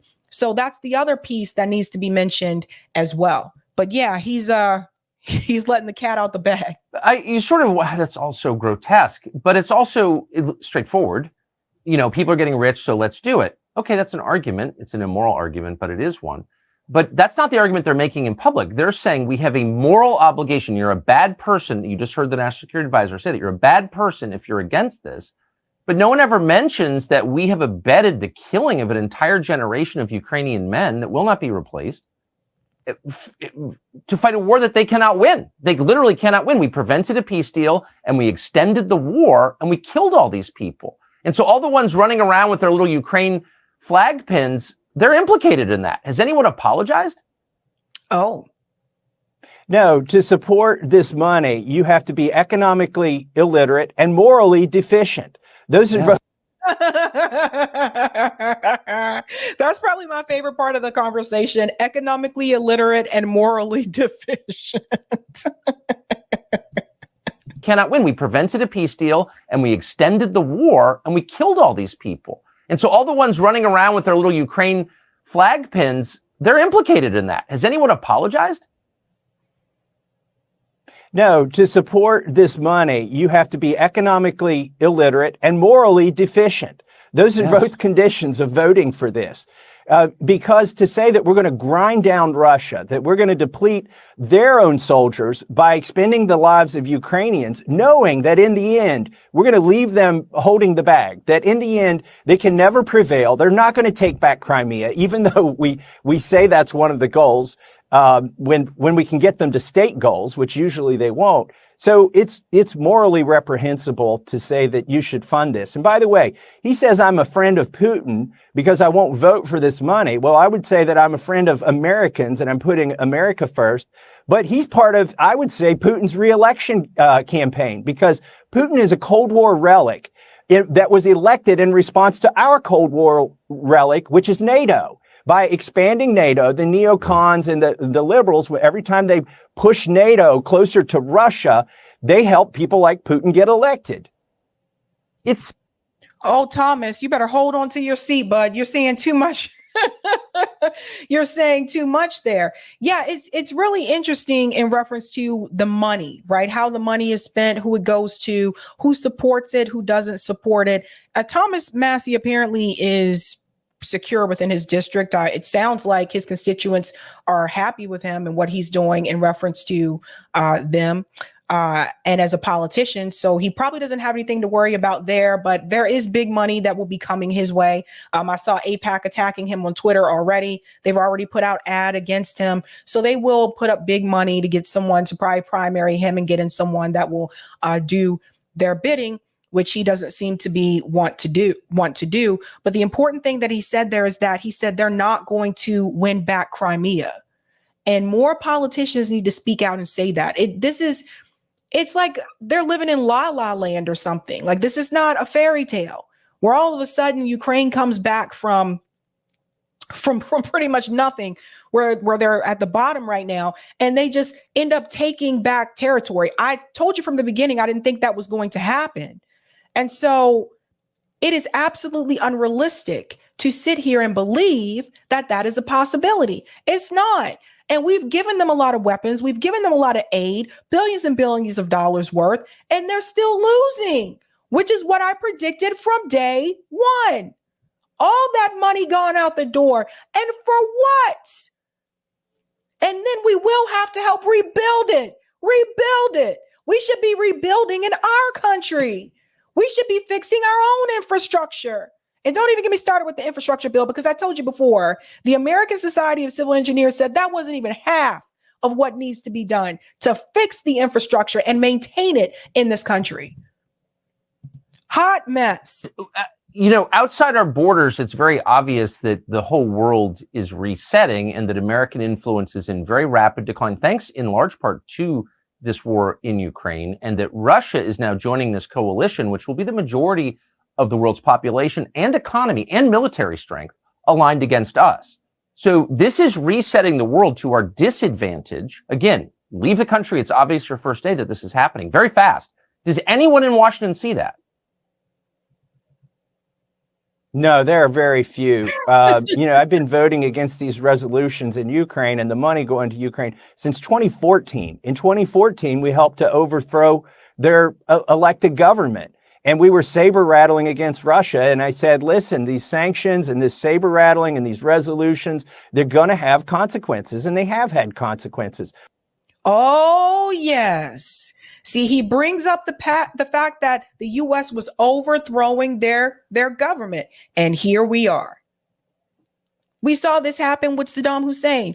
They went in and said, let's overthrow Saddam Hussein. Next thing we knew, then you had ISIS. Like, the U.S. government does not learn from trying to overthrow other countries' governments, but the U.S. government doesn't care. They know that when they do that, that is going to give rise to more conflict, which can lead to war. But that's exactly what the U.S. government wants. They want war because war for them equals profit, not profit for us, but profit for the weapon contractors. Peace isn't profitable. That's why they always want us to go to war. Almost nobody in Washington, D.C. will admit this through their voting record. Now, they know it, but they won't admit it and they won't vote that way. Do you think it's strange that, maybe the single most consequential voice in this entire debate is a woman called Toria Nuland, who's the Undersecretary of State? who was a driving force behind the war in Iraq, which was, of course, a disaster and hurt the United States. She was never punished for that. In fact, she rose within the bureaucracy, and now she's running this war in Ukraine. And no one ever says her name. She's never held to account for all of this. She has far more influence on it than the entire United States Congress put together. How do we allow unelected lunatics like Toria Nuland, who clearly hates the United States and always has, to have this power over our lives and our children's future? Mm-hmm. I don't know. I feel like some of these deep state bureaucrats, they're like the kids who had no friends in high school. And somebody did something bad to them long ago. And now they've got some power and they realize how to grab it. And they're gonna have retribution on everybody else. Victoria Nuland was at a classified briefing to all members of Congress just a few weeks ago. And I thought, and this was on Israel. And I thought, wait, she's failed multiple times. Why are you dragging her out she has no credibility. Why are you having her brief Congress right now? I mean, she's responsible or shares responsibility in the deaths of more people around the world than maybe any other living American. And yet she's in a classified briefing. I mean, I'm not saying she should be in prison, though you could certainly make a case for that. But she certainly should not have a security clearance and be briefing members of Congress. Did anybody say, wait a second, there's nobody more discredited than you are, Toria Nuland? Did anyone say that? Some of you watching may have a more difficult time trying to get a security clearance than Victoria Newton has been able to. Nobody did. By the way, these classified briefings, they're basically propaganda spoon-fed to members of Congress directly from the deep state and from the administration. So we're going to have one today, in fact, on Ukraine. We will all file into an auditorium and leave our cell phones at the door. And we're just, I'm sure this is going to be sort of a psyop or struggle session to get us to vote for more money to go to Ukraine. I don't understand why the co-equal branch of government, the legislative branch, the Congress, allows itself to be manipulated by the intel agencies and the National Security Council. It seems like really crazy and masochistic even. Well, listen, a lot of this money, too, isn't just going to lethal aid anymore. We're propping up the government. We're paying salaries of politicians in Ukraine, and we're paying pensions of politicians in Ukraine. Yesterday, I met with the Special Inspector General over Afghanistan, and I found out we've spent $6 billion there since we left. There's still money going to Afghanistan. And he said, you really need, he doesn't want the job, but he said, you really need a special inspector general over Ukraine. And I said, what do you think? Where could they be hiding some of this money, or where could it be going? And he said, well, look at what they did in Afghanistan. 30 or 40% of the special, the police in Afghanistan, their security forces didn't exist. We were paying salaries for people who were on the payroll, but they weren't real people. And now that we're paying salaries in Ukraine, how do we know that those are real people? You don't. That's the thing. Like, you don't. People have been saying this from day one. Scott Ritter said it when he was here a couple days ago. He said, this has been nothing but a big grift. Zelensky is a big grift. Where is all this money going? The Pentagon has failed multiple audits in the past couple of months. They can't even account for what they sent to Ukraine and for what, right? How much they sent and for what services. But the thing is like, how do you feel about the fact that your tax dollars could be going towards paying other people's pensions in another country, especially since I think a lot of you don't even qualify for a pension in this country? How many of you have jobs that if you retire through that job or that company, you get a pension? How many? Raise your hand. You don't hear that much these days. But when my parents were growing up, that was apparently like a thing, right? Like, my parents talked to me about this. As you get older, you get a job and then you retire with the company and then you get a pension. All that went out the window, man. All that went out the window. My generation, I'm a millennial. We don't get no damn pensions. Best we could do, 401k. And then depending on what your entry level salary is, you probably can't even afford to put money into the 401k. So there's that. They're like, sorry, bud, best we can do is 401k. Your tax dollars going towards paying pensions of a politician's salary in Ukraine, but you don't even get a pension in this country. A hot mess. Matter of fact, we saw with the PPP program in the United States, people were getting money to pay people that weren't even on their payroll. So there are lots of obvious places to look for waste, fraud, and abuse. I wouldn't be funding it to start with. But if we are going to fund it, we need to have somebody auditing this. It's such a humiliating way to end the American empire, such a self-destructive way. I don't think people fully understand just how deep in the hole we are. I noticed that on your blazer, you've got some kind of device, which I think tells us the answer. Can you explain it? Yeah, so, I went to MIT, I'm an electrical engineer, and I wondered how I could use my degree here in Congress. And I decided to build a debt clock that I could wear all the time. I wear it on the floor. I wear it in every hearing. And I'm pausing here for just a second because shout out to the person in the chat who said this. Max said Massey built a solar powered car when he was at MIT. I did not know that Thomas Massey went to MIT, but that explains a lot. Thomas Massey has been keeping track of all the freaking numbers. Okay. I used to work at MIT. So they're, the students there, they're freaking brilliant. So he probably in the back of his mind is like, this is how much money we done spent in Ukraine. Damn it. We done did this. He made a freaking debt clock. Look at this. This is hilarious. And it's attached to his jacket. Boy, I tell you. I'm sorry. Let me go back because I want him to explain this debt clock. I could use my degree here in Congress, and I decided to build a debt clock that I could wear all the time. I wear it on the floor. I wear it in every hearing. And the design goal was to induce anxiety. We have congressmen and senators who have pacemakers. I thought they needed their heart shouldn't be normal. It should be skipping beats and arrhythmic. So I built this to induce that anxiety. It's working pretty well so far. In fact, some congressmen, they vote, they put their voting card in, they press yay to spend the money, and then they look at my lapel to see if it's immediate enough to show the impact of their vote. But really, we need more people to be concerned about the debt. The interest on this is now going to overtake all of our military spending. We'll soon be paying more for interest on the debt than we do for our entire military. I don't even think we'll ever pay it off, to be honest. I don't think that'll ever happen. I think the last time I remember that it was actually balanced, if I remember correctly, I believe that happened under Bill Clinton. I have to double check that, but I don't think we'll ever pay off all that money. So that's another word for that is bankruptcy. It can't, because these are math questions. It can't continue indefinitely. In fact, I think we can see the end of it on the horizon. Is anyone afraid? No, I don't think so. I think the only way we're going to get any kind of austerity or reality in our spending is when the people who loan us the money quit loaning it to us. Right. And what we'll go into is a spiral there. Like we did during COVID, we printed $5 trillion, created it out of thin air, and borrowed it from ourselves to make it look legitimate, filtered it through the bank so they could get some of the money too. And that's why we have inflation. I'm sorry, it's that simple. You have to be economically illiterate. If you think that throwing another $5 trillion into the money supply isn't going to cause inflation, that's what we have. It's long lasting. Now, the Fed was supposed to be the firefighter, but they're really the arsonist, and they're coming in and they're raising interest rates. And they've raised them to the point where it's going to be hard to, buy a car or move into a house.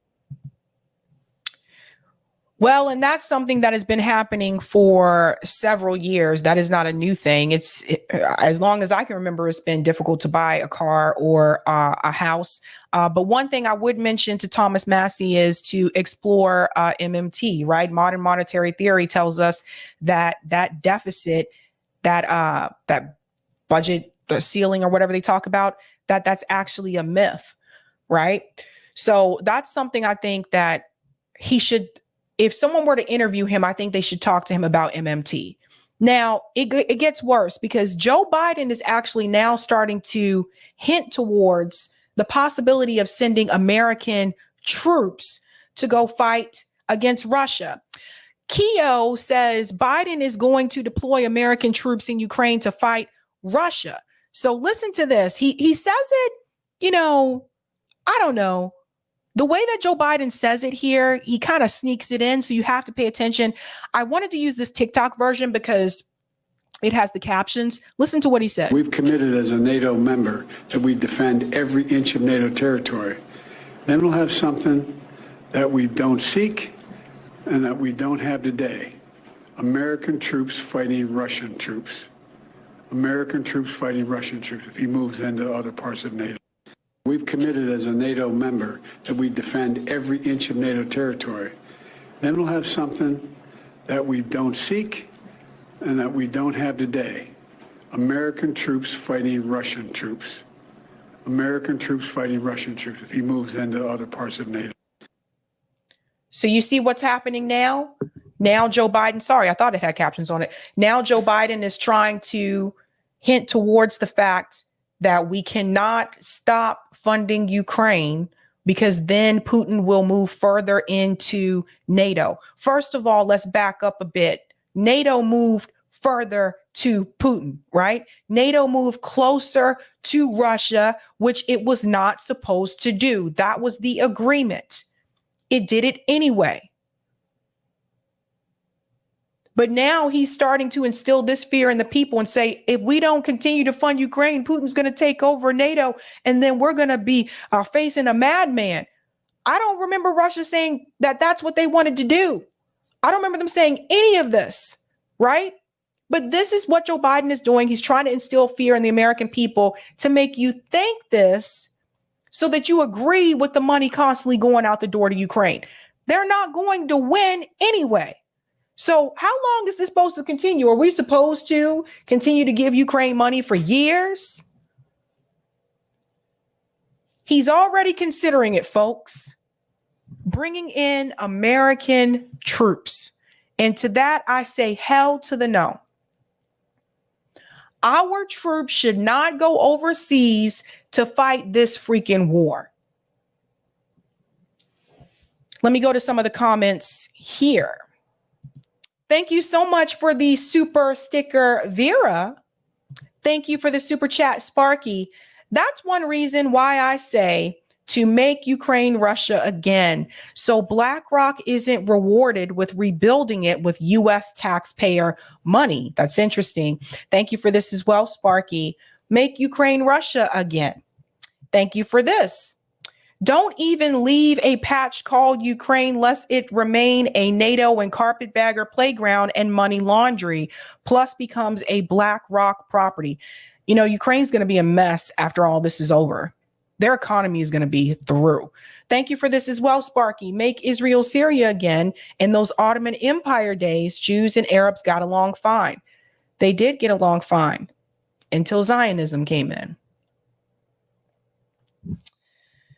And thank you for the super chat, Ronwell. I donated to Massey's campaign to protect his seat. Lorez says, Sabby, yeah, the last president with a surplus was Bill Clinton. I thought so. Okay. Thank you for this as well, Ronwell. I'm so glad I made my Vivek meme the moment he hold up his sign against Haley. I'll post it on my Twitter, but it's non-political. I'll DM you that. Thank you. And thank you for the super chat, Snork. The new dig bank system makes MMT impossible. Interesting, Snork. We're going to have to talk about that sometime. I'll take the comment on Rockfin, Eric. Thank you for the tip on Rockfin, Roger.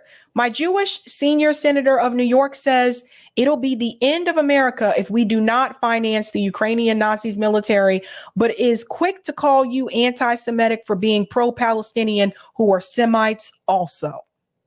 Well said. What is your famous saying, Sabrina? Oh, yeah. Make it make sense. I'm glad that you mentioned spending money on infrastructure, Sabrina. He should endorse HR 4052, National Infrastructure Public Bank. Well said. Well said. We are moving into our final story tonight. Jeffrey Epstein is back in the news again. This time, if you have not heard, it appears that Marsha Blackburn actually has been requesting for Dick Durbin to basically subpoena to release the client list of Jeffrey Epstein. So to release those flight logs. I think a lot of us have been waiting to hear about that and see that. Now, what does this have to do with RFK Jr.? This is all connected. RFK Jr. has now been put back in the spotlight in reference to this issue as well, because this issue has come up again. We'll get to both of those. Let's get started with this hearing here with Dick Durbin, where it says Dick Durbin claims he had no reason to believe that Epstein's flight logs were worth seeing and thus subpoenaing. Listen to this. Now, this is Marsha Blackburn.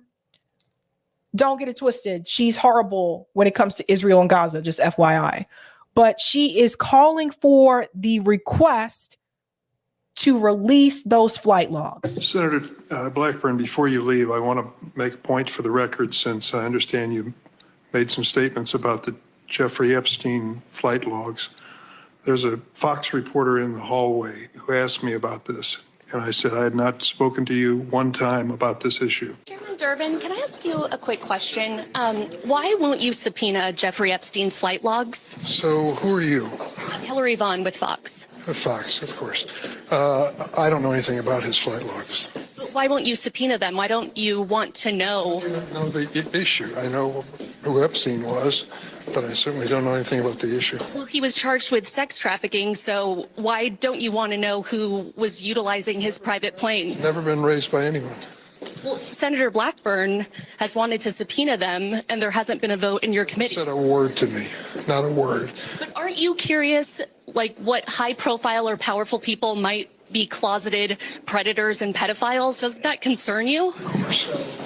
So why won't you subpoena them if you can? It's the first time anyone has raised it. Thank you, Fox. So are you curious about it? Will you do it? I think you'll back me up on that. I'm not mistaken.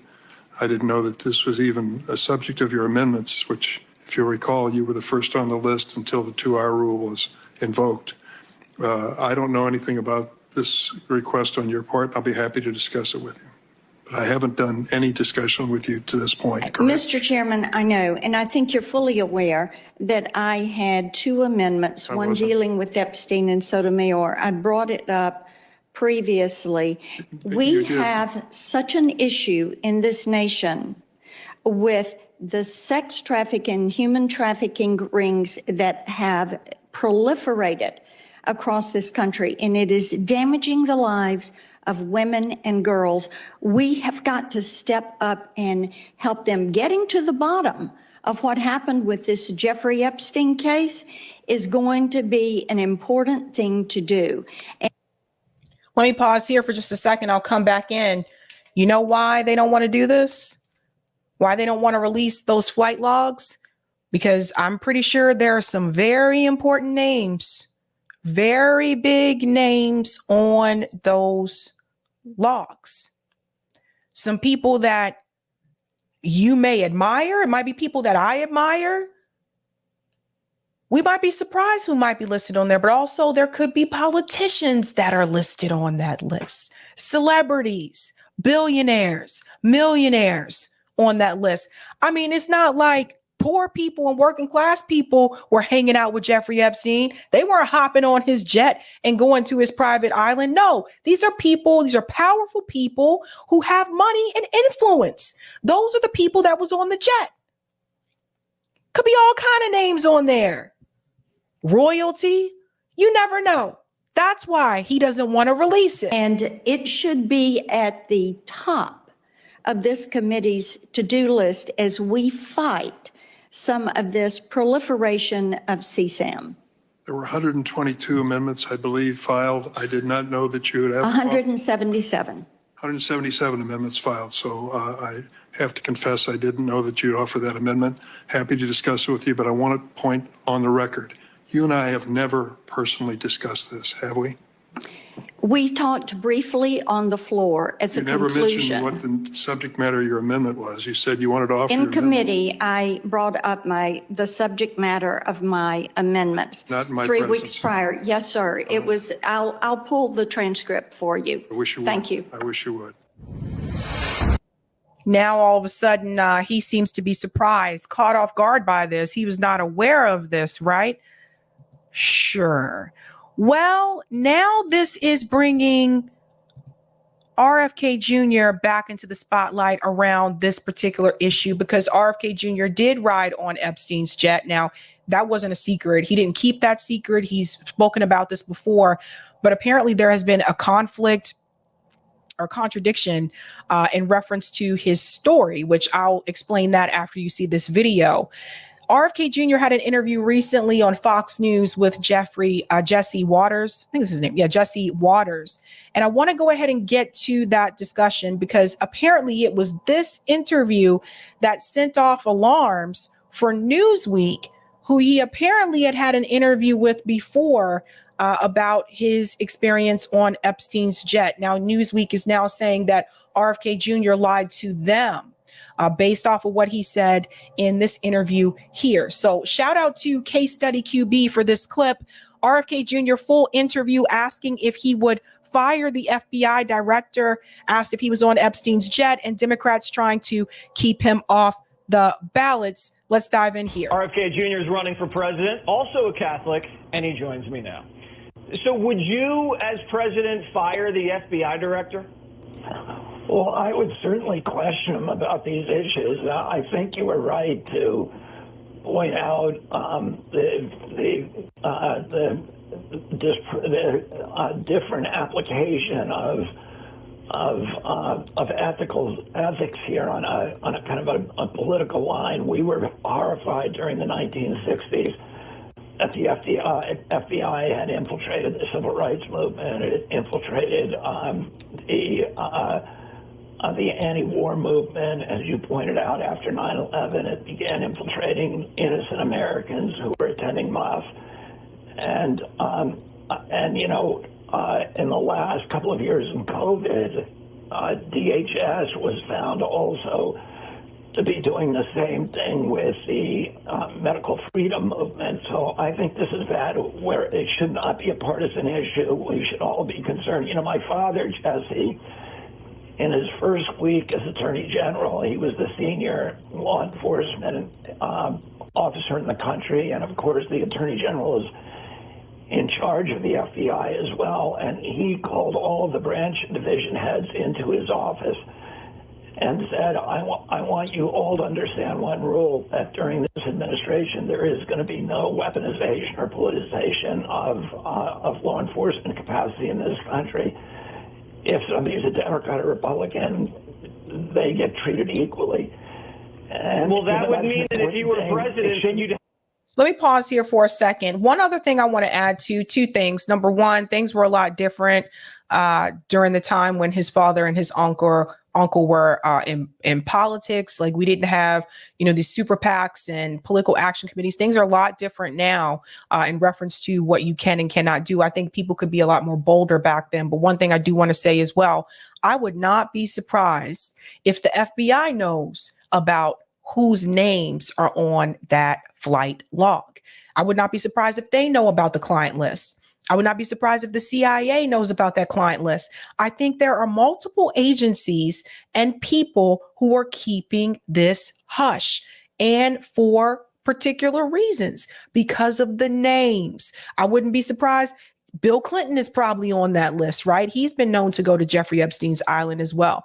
So they are trying to protect very powerful people here, ladies and gentlemen. So even if someone like RFK Jr. were to win, would he even be allowed to fire the FBI director? I mean, yes, he has the authority to do that.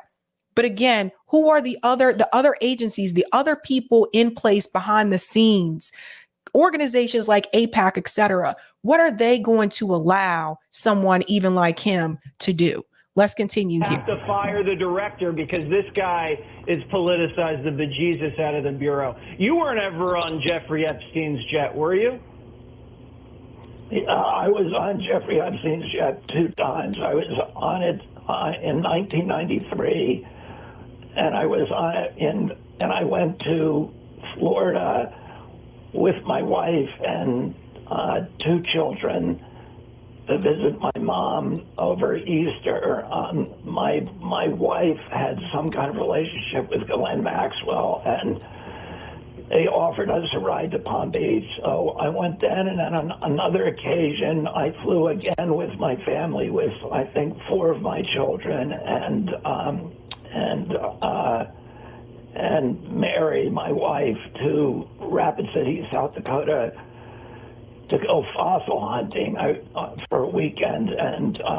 But otherwise, I was never on his jet alone. I've been very open about this from the beginning. This was in '93, so it was 30 years ago. It was before anybody knew about Jeffrey Epstein's, his nefarious issues. And I agree with you that all of this information should be released. Let me pause here for just a second. And JB, I see you in the background. I got a couple more minutes. I'll be ready. Let me just pause here for just a second. There's something else I want to add here. So here's the because in this interview, RFK Jr. said he flew on Epstein's plane twice. But earlier, when RFK Jr. announced his presidential race, and I covered this story about his connection to Epstein, at that point, he said he only flew once. Now he's saying he's flew twice. Could just be that he just forgot.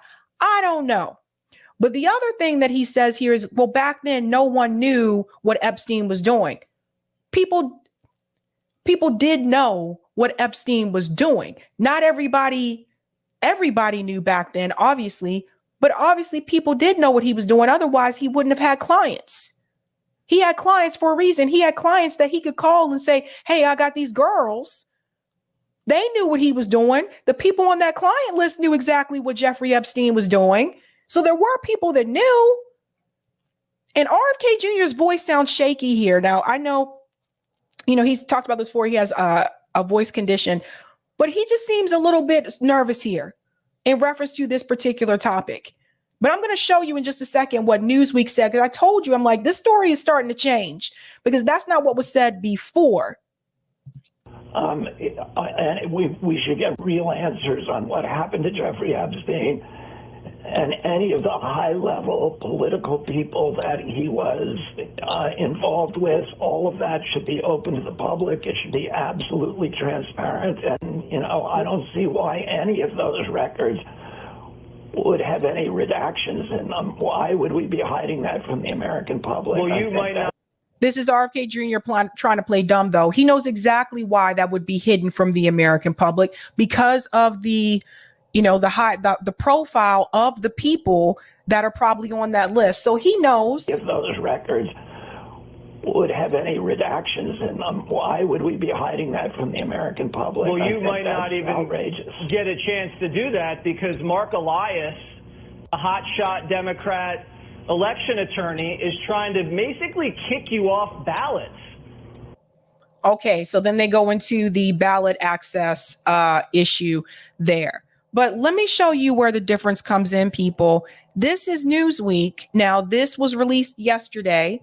They said RFK Jr. caught in a lie about Jeffrey Epstein flight. Dun, dun, dun.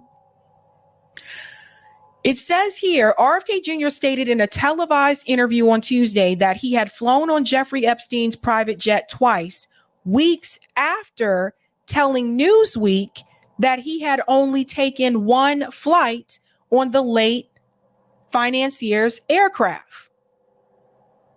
So let me jump down to this piece here. I picture something else. It goes on to say here, Tuesday on Fox News, Jesse Waters primetime host Jesse Waters said that Senator Dick Durbin, an Illinois Democrat, is blocking the release of flight logs to Epstein's jet. Several minutes after the discussion, Waters welcomed Kennedy onto his show to discuss unrelated matters. Here's what RFK Jr. told Fox News. I was on Jeffrey Epstein's jet 2 times. I was on it in 1993. I went to Florida with my wife and my 2 children to visit my mom over Easter. My wife had some kind of relationship with Epstein's then partner, Ghislaine Maxwell. And they offered us a ride to Palm Beach. First of all, what is some kind of relationship? Was she friends with Ghislaine Maxwell? Like, were they acquaintances? Like, what do you mean some kind of relationship? So there's that.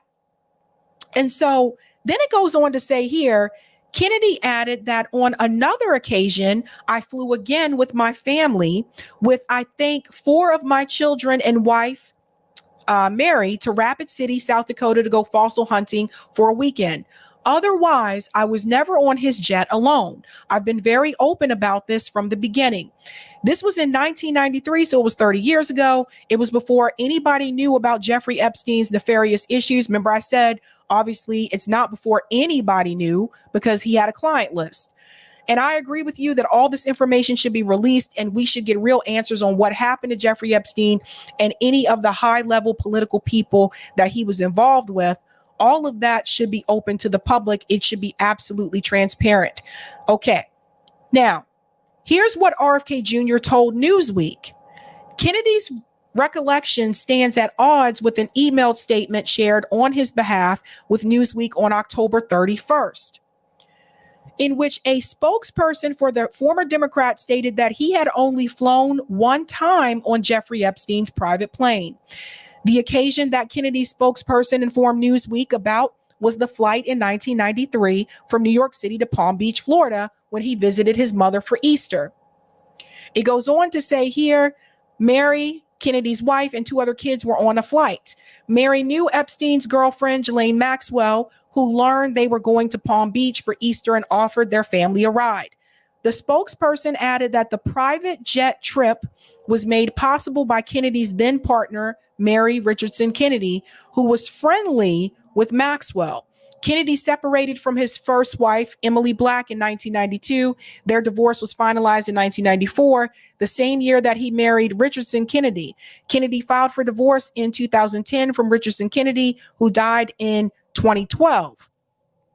Kennedy has been married to Curb Your Enthusiasm star Cheryl Hines since 2014. Okay, updated statement to Newsweek. When contacted by Newsweek on Wednesday, that was yesterday, a spokesperson for Kennedy shared an updated statement that read, Mr. Kennedy flew 2 times on Jeffrey Epstein's private plane.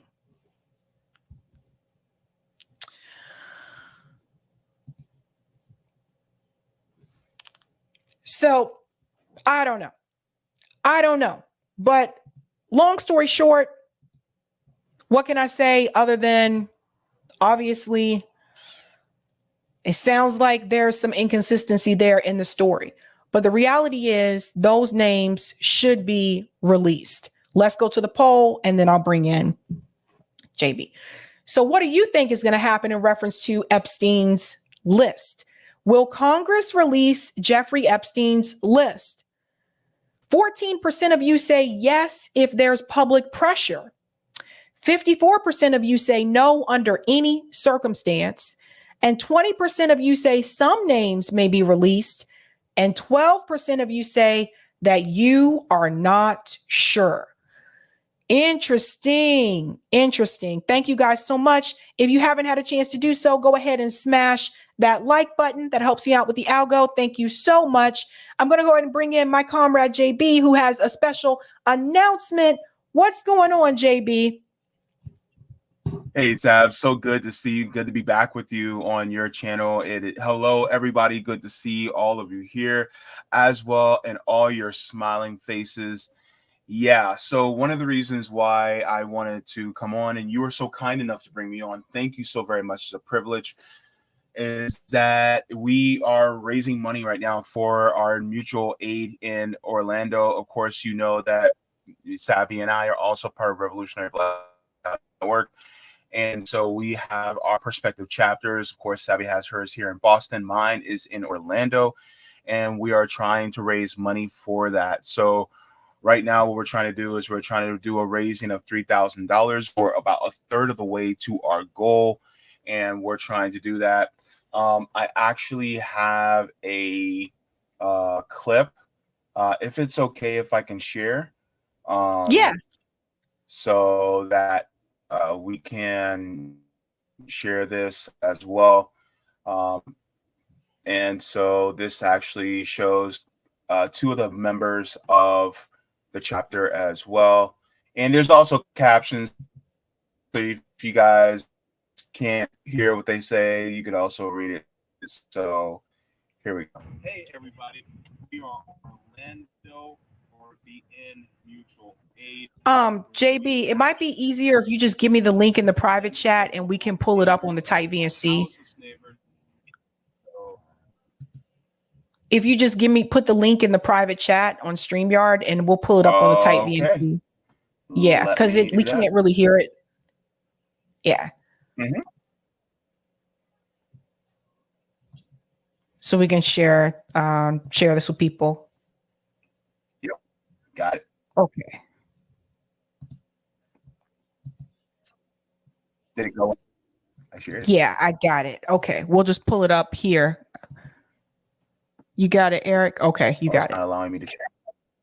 Oh, you got it. No, we got it. Eric got it. Okay. Okay, great. We'll pull it up here. Okay. Thanks, Eric. My apologies.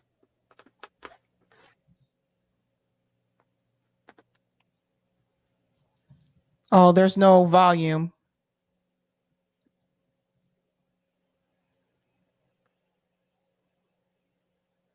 RBN Mutual Aid. We're doing actions here in Orlando for our neighbors, our houseless neighbors. And so, hey, everybody, we are Orlando RBN Mutual Aid. We're doing actions here in Orlando for our neighbors, our houseless neighbors. And so, if you guys would like to, you guys can donate. So our next action, our goal is to raise $3,000, hopefully by mid-January. The goal of the $3,000 is to not only supply our unhoused neighbors with toiletries that we were able to do earlier when we first formed the mutual aid chapter, but also supply them with grocery store gift cards to feed themselves hot food in the winter. Look, compassion equals power, and our compassion is the solution. Come together and help us be able to raise this for our homeless neighbors here in Orlando with love and solidarity. Hey, everybody, we are Orlando RBN Mutual Aid. We're doing action.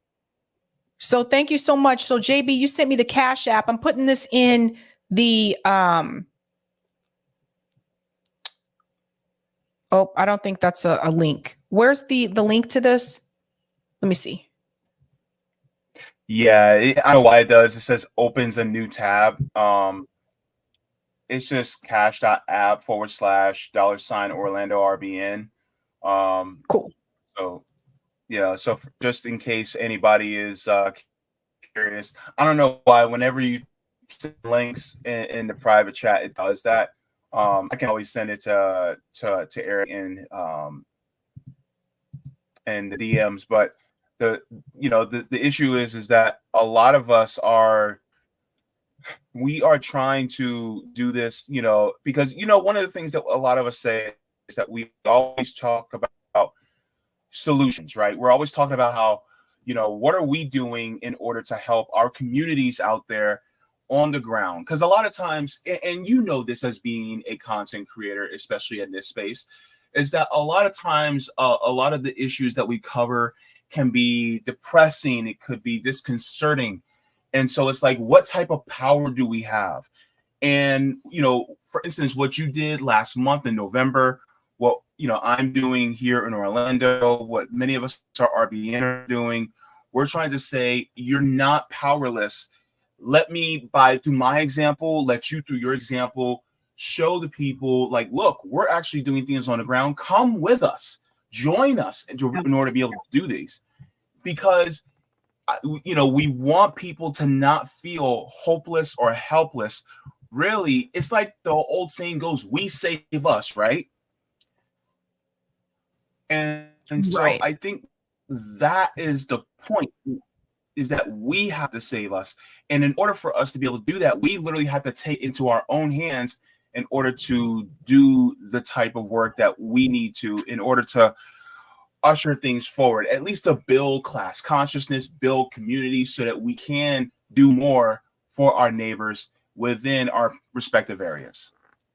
Right. So here it is, the Cash App Orlando. This is the Orlando chapter for RBN. What is the goal, JB? Do you have the graphic for the event? I do have a graphic. I didn't put it up, but the graphic is, let me see here. Just so people can see what you're trying to do. Because I think that this is what those of us, like what we do over at RBN, we also do mutual aid. Like we're not just people on YouTube. Like, so we do organizing and stuff within the community and things like that. You guys seen some of the stuff like on my channel.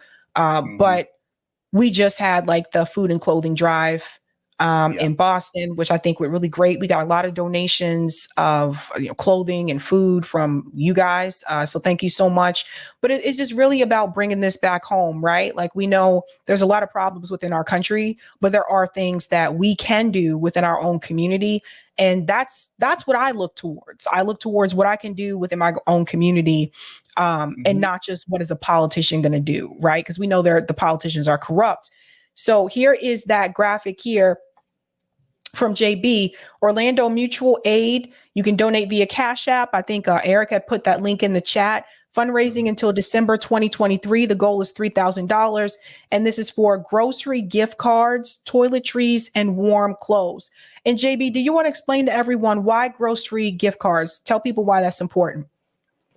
Sure. So one of the reasons why is because here in Orlando, if you give away food, you will either get one of two things. You will either get fined or arrested for distributing food. Unfortunately, that's the way it is in a lot of cities within the United States. So to get around that, we are also giving out grocery gift cards. There's another reason why. A lot of times people will say, well, beggars can't be choosers. And the funny part is when we have kids, we give them a choice a lot of times. And so why are we not giving people who are homeless a choice? This gives them a choice to be able to get maybe some other things that they may need at the grocery store. Maybe they can get some hot food. You also have a lot of people who are homeless that may have different needs for different textured foods. Some of them may have damaged teeth, no teeth. They may not have a lot of teeth, right?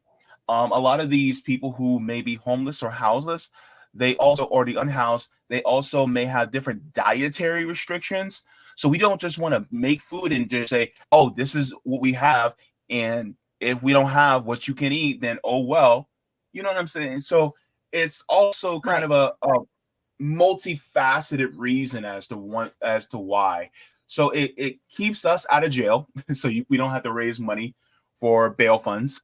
And then on top of it, it also gives more of a choice to people who are unhoused, because we want to give them dignity as well and being able to have the choice, not just to say, well, you're unhoused, this is what you're going to get, because it feels like we're making demands of what you can and can't have. It feels paternalistic, you know what I mean? And we don't want to be that way. And we voted as a group to do this democratically. Right. And this is a good point. Snork just pointed out, but this just in: migrants given $5,000 gift cards after crossing border. Arizona Sheriff Mark Lamb, Sheriff of Pino County, Arizona. Yeah, that is something I know that, residents in Chicago and New York City have been vocal about that as well. It's like, I mean, people need help. Like, people need help within this country. And that's what we try to do. We try to do this within our own community. So if you can donate, please donate to the RBN Orlando Cash App so they can get those grocery store gift cards for people in Orlando, as well as toiletries as well. And I do want to just answer LPA Films question. RBN and Sabby's follower subscriber count is in the thousands. Rather than asking for donations based on locations, have you all tried to do a joint fundraiser / crowd funding? We've done that before on RBN, right? I think we did that one time, JB, right? I think we did that for once. me. We did that. Yeah, we did that once. But the other thing is, in reference to the different chapters, we have events happening at different times. So like my most recent event was in November. So I don't have an event this month. JB does have an event this month. And then I had one over the summer.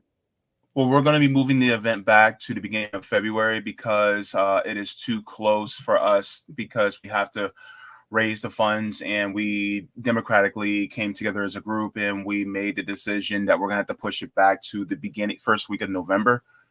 Possibly, if we can do it a little bit earlier, we would like to, but the main portion of this, has to be grocery gift cards, because when we did do our last action, that was one of the number one things that everybody was asking us for was food.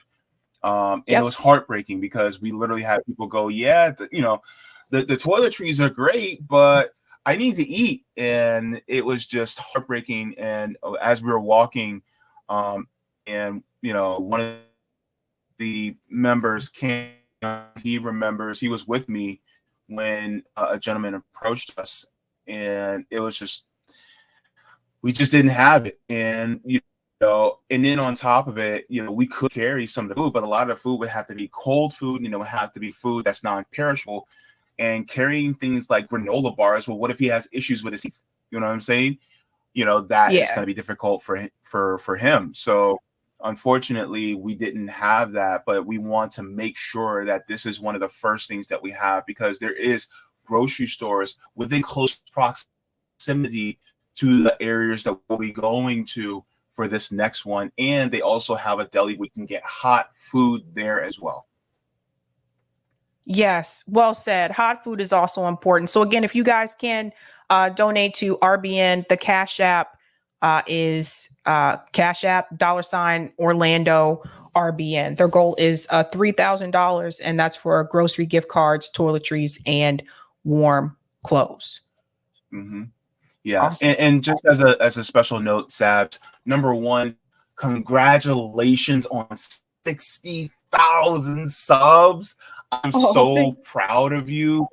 You have, exceeded the expectations of all of us, and we are proud of you. And you are definitely my sister from another sister, and I cannot wait for you to hit over 600,000. I'll be here celebrating with you, cheering you on from the rafters.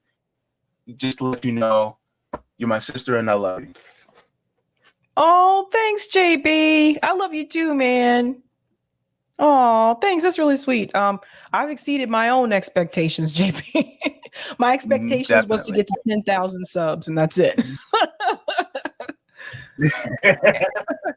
That was it. The 10,000. All right, JB. Thanks so much. I'm going to wrap up here. Yep. All right. Thanks a lot, everybody. You guys have a great night and keep up the fight. Bye. All right. Sparky, thank you so much for the super chat. Sabby, guys at work don't believe you're my girlfriend.